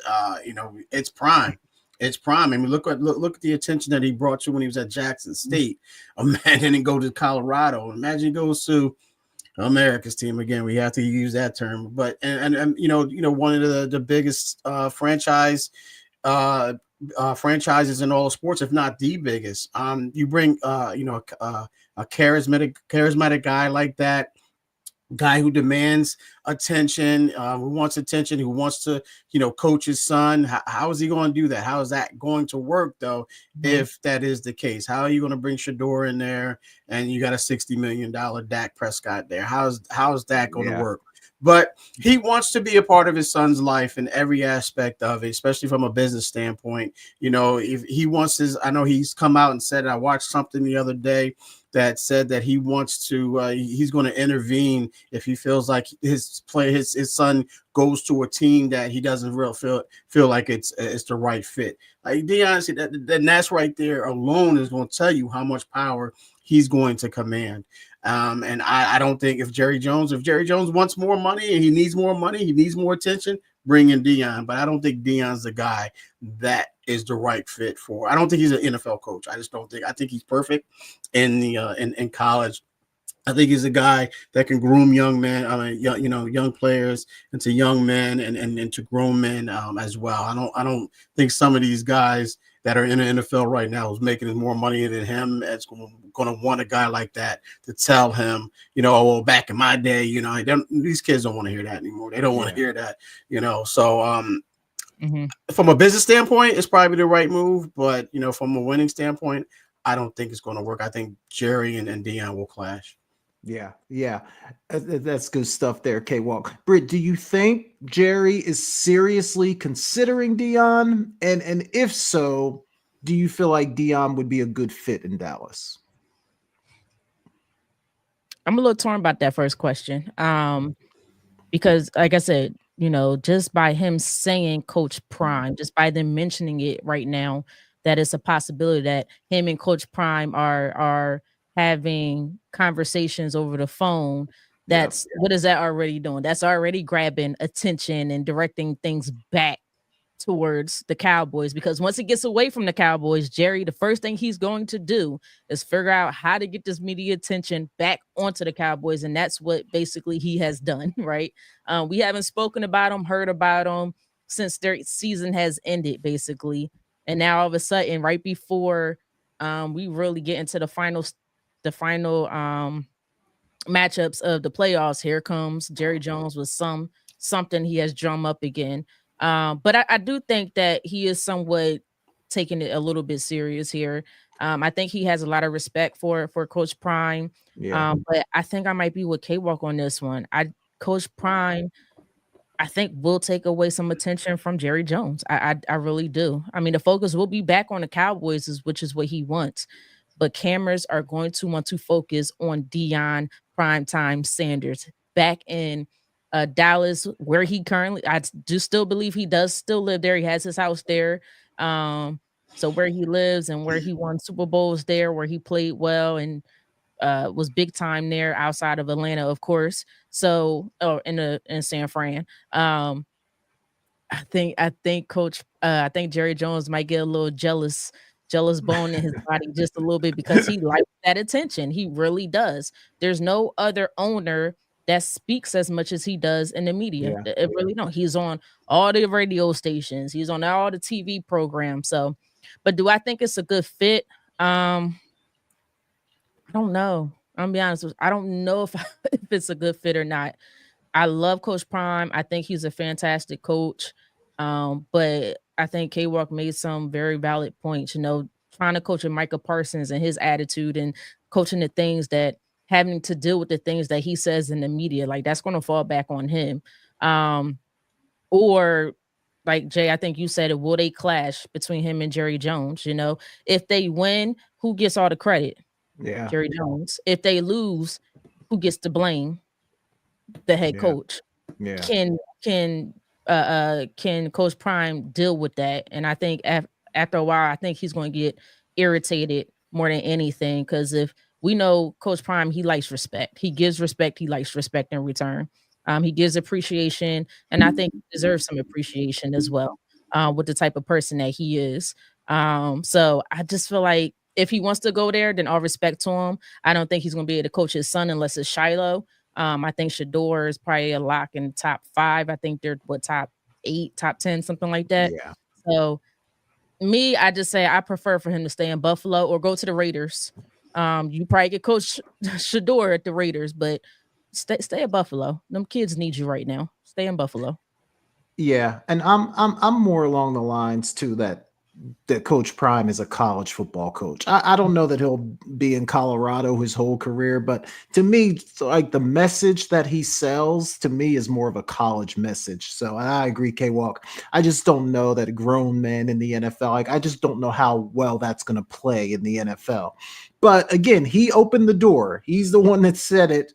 When that door was slammed shut, he opened it and has sort of created this buzz. So, K-Walk, let me ask you this. When it's all said and done next year, Cowboys aside, is Deion going to be coaching in the NFL or in college football? Yeah, it's a great question, Jay, because I was just thinking to myself, like, I'm thinking like Coach Prime wants to coach his sons, or he doesn't want to coach at all. And that could be me. That could be me because I felt the same way. I did not want to coach after my sons got to a certain point and they couldn't play. They didn't want to play football, and I couldn't coach them anymore. I had no desire to coach. I just wanted to coach because my sons were playing. Yeah. I think that's what it is with Deion. I do. I'm not, I have, no knowledge of this or whatever, but I just think that because if you look at Jackson State, Buffalo, obviously, and then he goes to now there's talks about him going to the NFL, and there's obviously both of his players are eligible for the NFL. To answer the question, Jay, I think he goes to the NFL, and I think he's going to find a way to coach one of his sons, whether it be Shiloh or whether it be Shador. So, and to Britt, I think Britt kind of alluded to it. With the Raiders, I think he can, if he goes to the Raiders, he can do that. He can set up a package deal, trade deal to get the Raiders to trade for Shador, trade up to get Shador. So I'm going to say he's going to be in the NFL if he does coach. Yeah, and go ahead, Britt. I'm throwing Travis in there too. I know that's not his son by birth, but that became his son some way somehow. So if he could coach Travis, I think he would go for Travis also. So just throw that out there. Yeah, I think that's a fair point.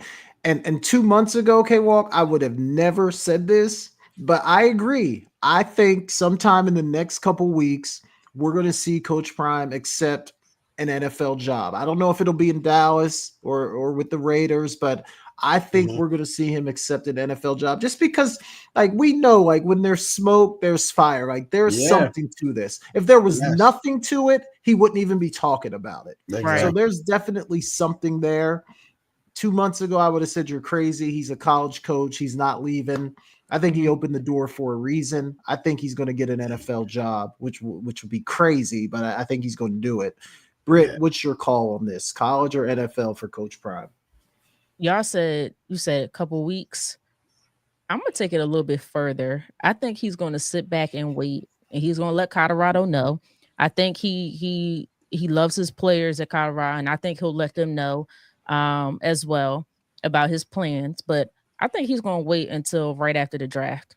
I think he's going to wait to see. I feel like he's going to go through the interviewing process or whatnot now, but I feel like he's going to tell the team, I'm going to wait to see if Shador gets drafted to a team that I'm too long to wait, bro. I think that's too long to wait, in my opinion. I don't know if it is or not.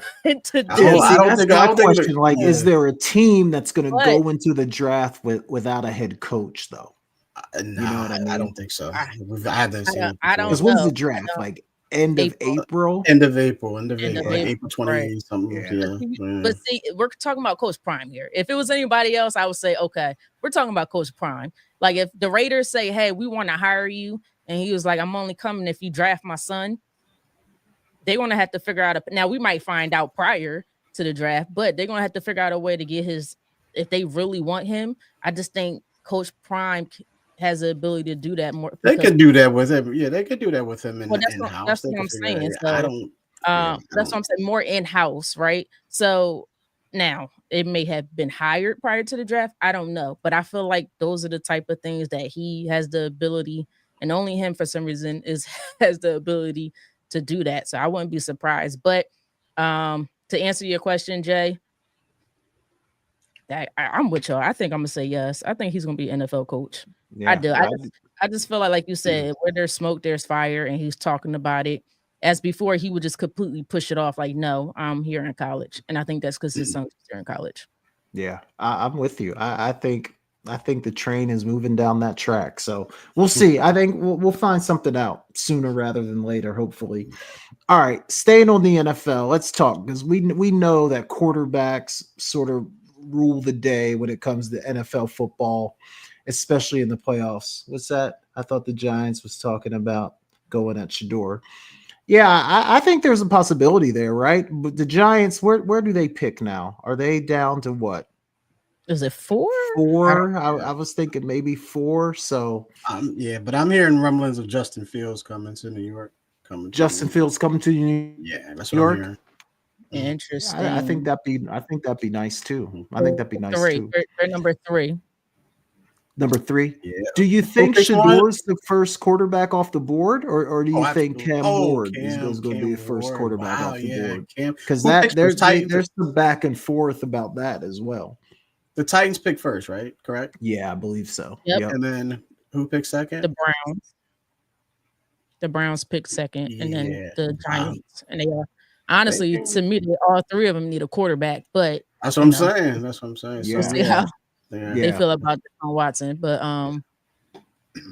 and I heard it's going to be interesting about Deshaun Watson and this injury because he tore this same Again. Yeah.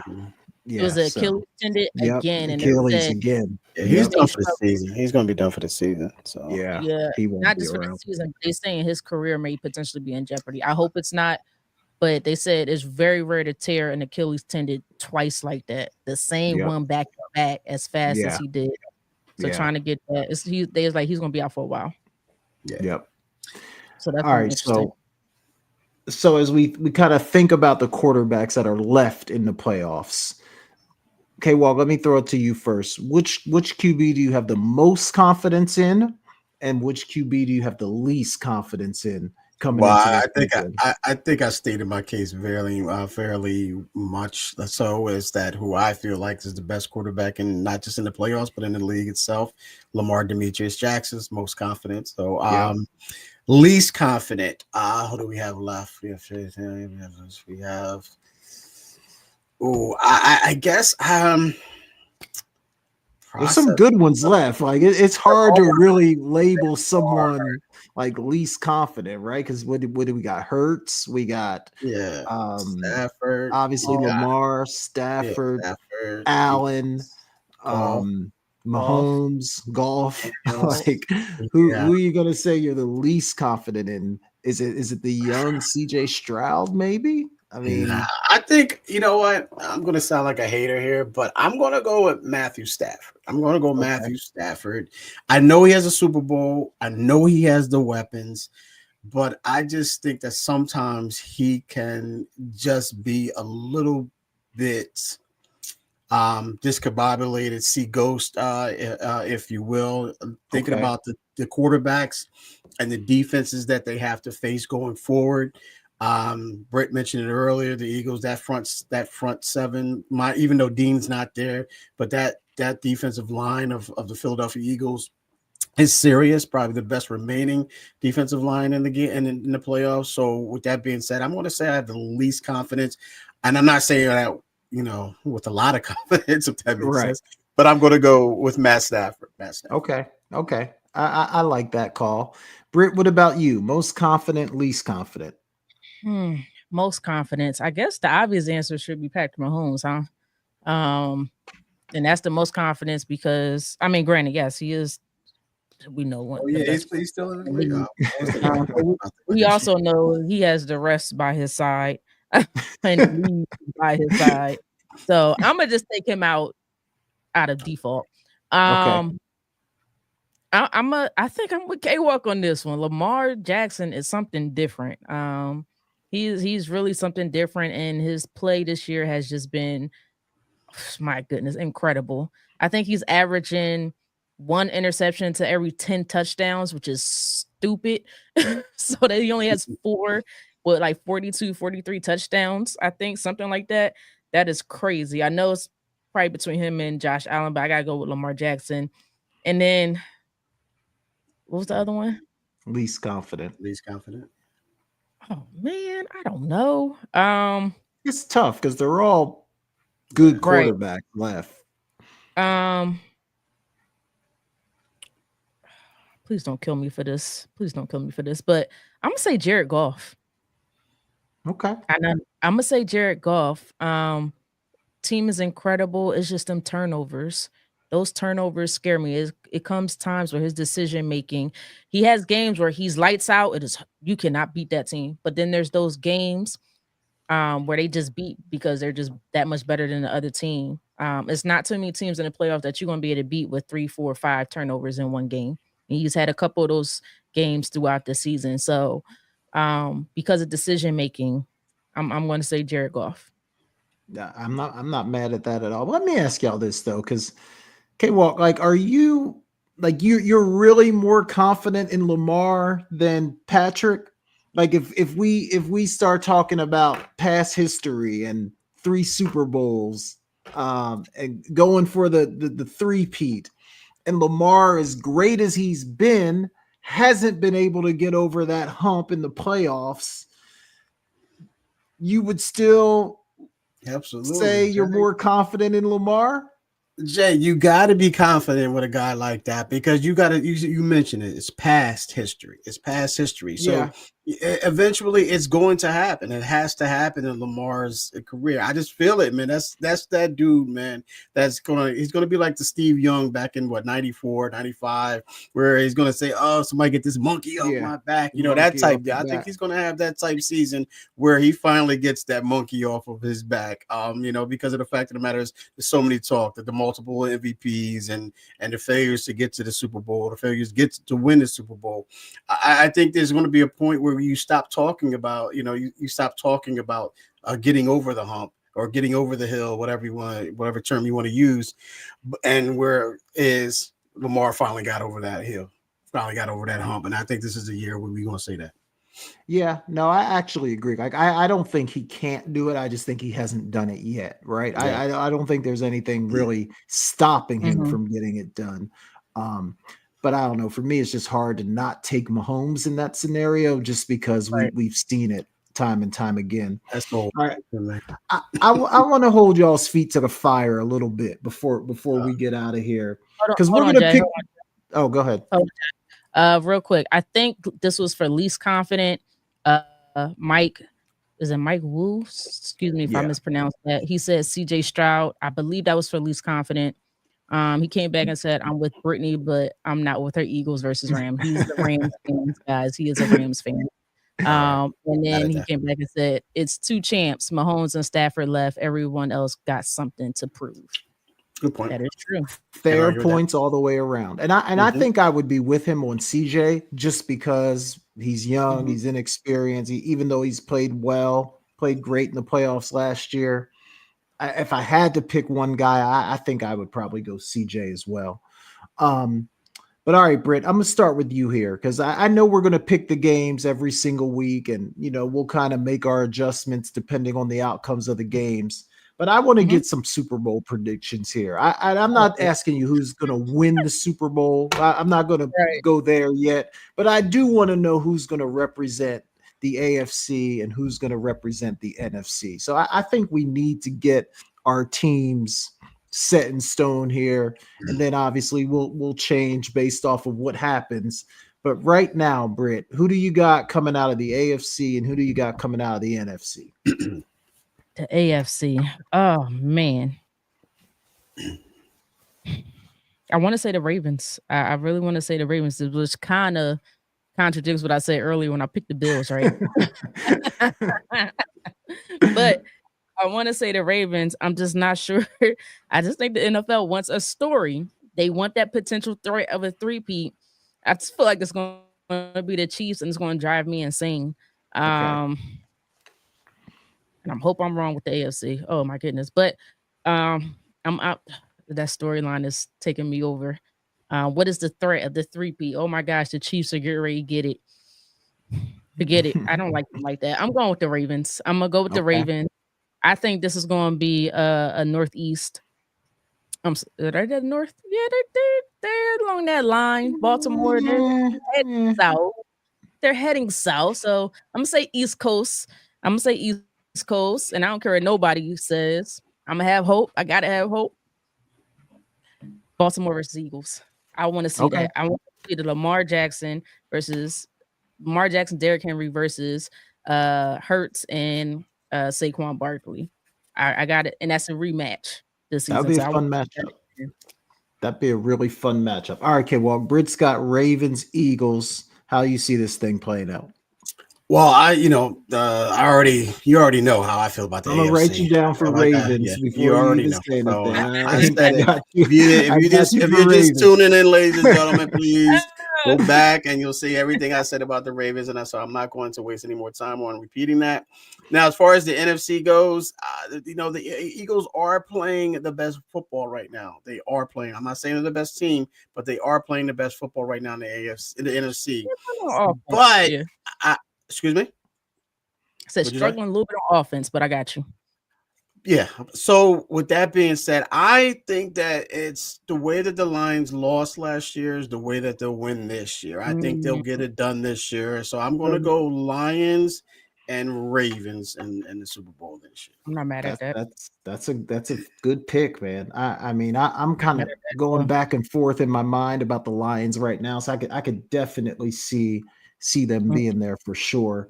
I'm not going to take the Ravens. And I kind of hope they get it done. I would love to see Lamar in the Super Bowl. I think that would be fantastic. The entertainment value would be through the roof.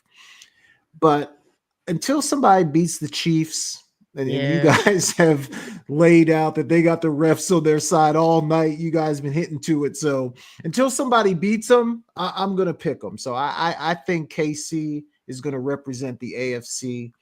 And the NFC is tough, but I think for me, when I just go back to basic football, the Eagles the Eagles and the Lions really are the teams that stand out to me in the terms of the brand of football that I think wins. I think those two teams do it, but I'm going to give the slight edge to the Eagles because I really think Saquon is the difference this year, and I just think he's going to be the difference maker for Philly. He's that piece that they've been missing. So I'm going to take a Kansas City Philly Super Bowl. So that I'm going to write myself down for those two teams. And we are telling the Chiefs this. Last down before I make change. Play that again, Britt. Play that one more time. Sit your $5 ass down before I make change. That's what we were going to say to the Chiefs. Lord, I hope so. All right. Chiefs are going to be there, yo. We'll see how it plays out. That's all. I wanted to talk college football, but it looks like we're out of time, guys. So unfortunately, we can't talk about. Don't do that. No, we can take an extra 10 minutes. Don't do that. No, we're talking about this team. No, if my team would have won, I would have. We control, Jay. We control the time of this show. We don't got bosses or nothing. We control this. We cut it off when we talk about this. Well, after we talk about it, had Penn State won, I would have been thrilled. We wouldn't even talk to NFL. To lead off the show with it. You know what I mean? Right. After that heartbreaking loss, I really don't want to talk about it, but I feel like we have to.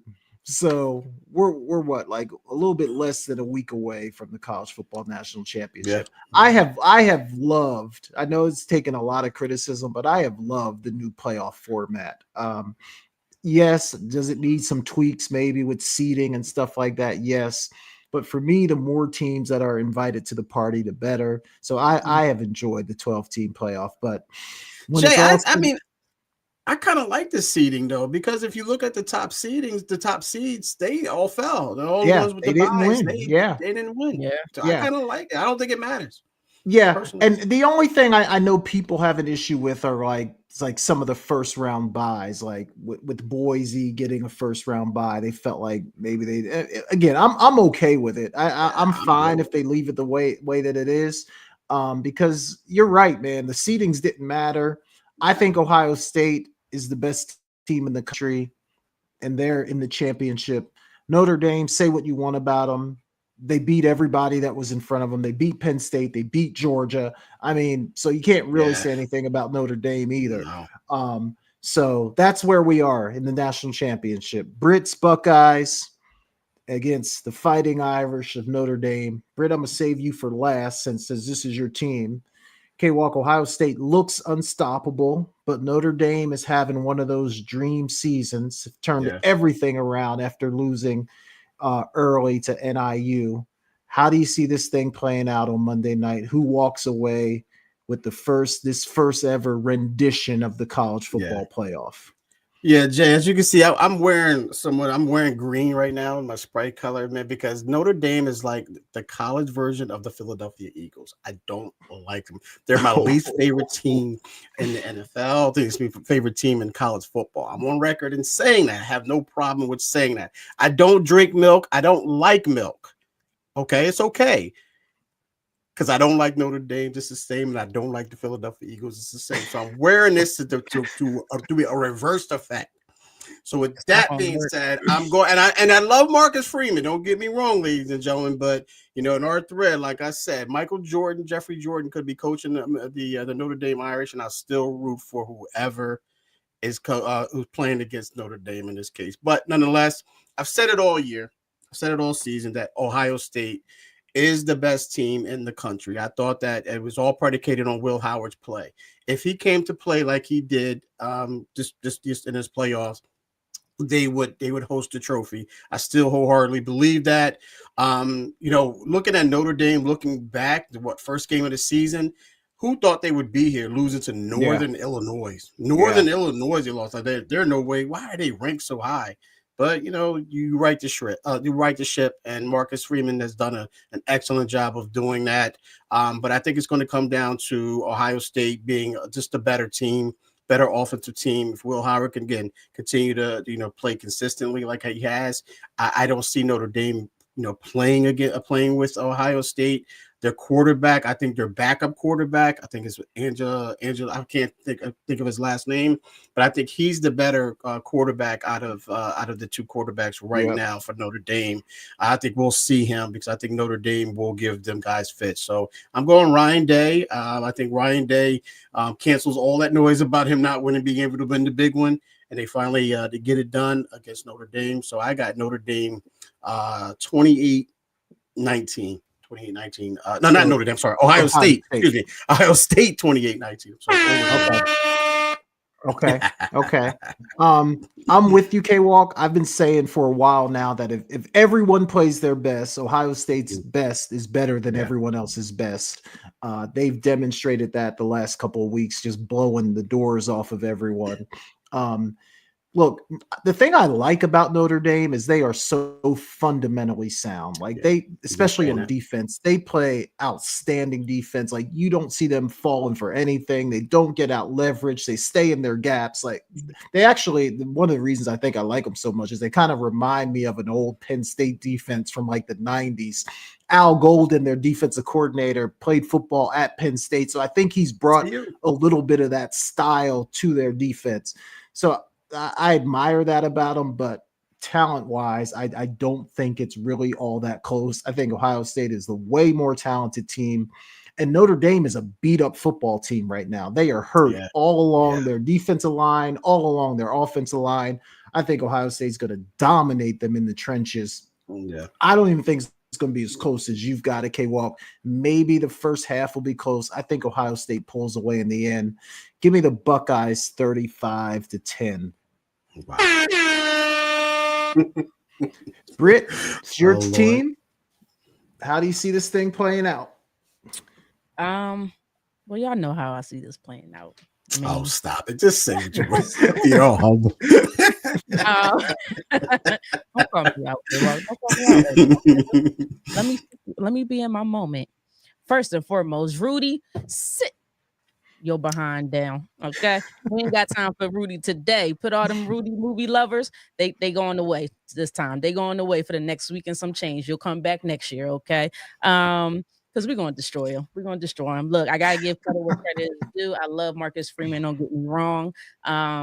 Give credit to him. First African-American head coach to make it to the college championship, but he won't be the first to win. Okay. That's just not going to happen.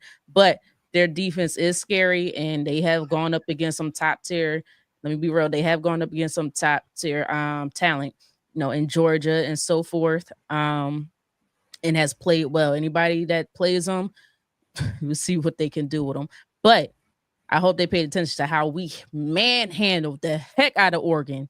When we got our stuff together, no one can stop us. And Howard, You better play right. You better play how you did in Oregon. That's all I need you to do. Just repeat that similar performance because I think the rest of the guys will do what they're supposed to be doing. So, and in the end, I think Ohio State will be known as the college football champions, national champions for the 2024 college football season. I'm sorry, I'm just prolonging this out because I can't wait to hear it, and I hope I'm not The about to make Ohio State myself eat University. crow. Yes, the Ohio State Buckeyes. OHIO. I just had to do that real quick. I'm sorry. Anyway, yes, I think I got us. And I think it's going to be a 40-20 matchup. Okay. My bad. I ain't mean to click Okay. that. Wow, somebody got you. Somebody got you. Oh, Person or no. something. That was a Notre Dame fan. Yeah. Something. That Notre Dame shit, get out of here.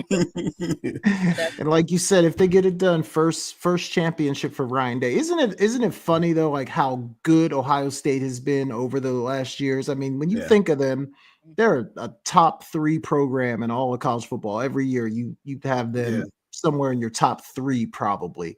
And Ryan Day has never won a national championship. You know, it just goes to show you how hard it is to win. It's really hard to win. Yeah. We're not gonna put that out there though. You're gonna hopefully win this year. Stop getting rid of your coach's head. Stop getting rid of your head coaches so fast, ladies and gentlemen. Trust the process. Trust the process. Yep. All right, y'all. Good stuff. A lot of fun tonight. Great to get back, be back on air. If you're watching, do us a favor, hit that like button, subscribe, share it, let people know where we are. We're trying to grow this thing, and we appreciate anything you can do to help us. Before we get out of here, though, K-Walk, let the people know where they can find you and if there's anything you're looking forward to this week. Yeah, so you can find me on Facebook, Kevin Walker, Instagram, Kevin.Walker142, at X, at Kevin Walker142. Catch me. We got a new show, ladies and gentlemen, a new platform as well for Sports Talk with K Walk and E. Scott. That's going to be on my page, Sports Talk with K Walk and E. Scott on Facebook, and on my page, Kevin Walker as well. Check it out. It's going to be presented to you in a different way, but in a better way. Trust me on this, ladies and gentlemen. Can't wait for it. So much forward looking to that. What we're looking forward to this week, man, as far as sports, I mean, it's just basketball right now, college basketball, NBA. I'm going to dial into some women's college basketball, Jay. I know you've been on that since the jump. I haven't, but since football has been calming down, I'm starting to tune in a little bit more. So looking forward to that and do anything this weekend. That's it. That's all I have. Looking forward to. Everyone have a great week. Yeah, good stuff, K-Walk. Yeah, I'm with you, man. You guys can find me at Jason Talk Sports on all the social media platforms at Jason Talk Sports.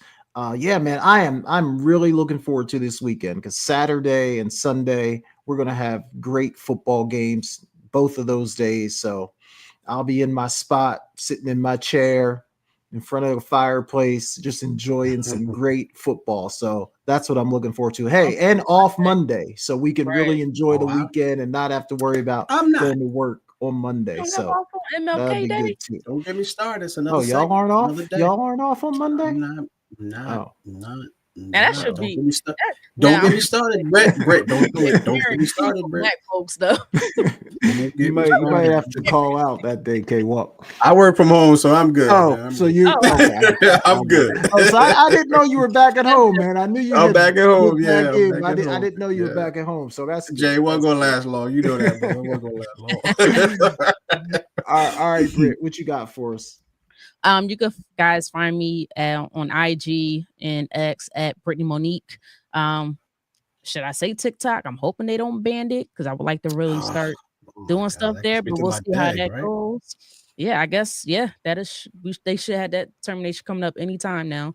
But what I'm most looking forward to, football is all weekend long, like Jay said, Saturday, Sunday, and Monday. And then after that, that's when I really start diving into basketball, mainly college basketball. I can't stand the NBA right now. I don't like it.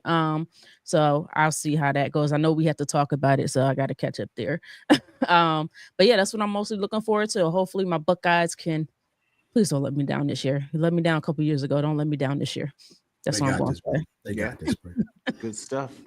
All right, y'all. We appreciate you listening. Do us a favor, like, share, subscribe. We will be back here next Tuesday live at 7 p.m. So for Brittany Jones and Kevin Walker, I'm Jason Collins. We'll see you guys next week.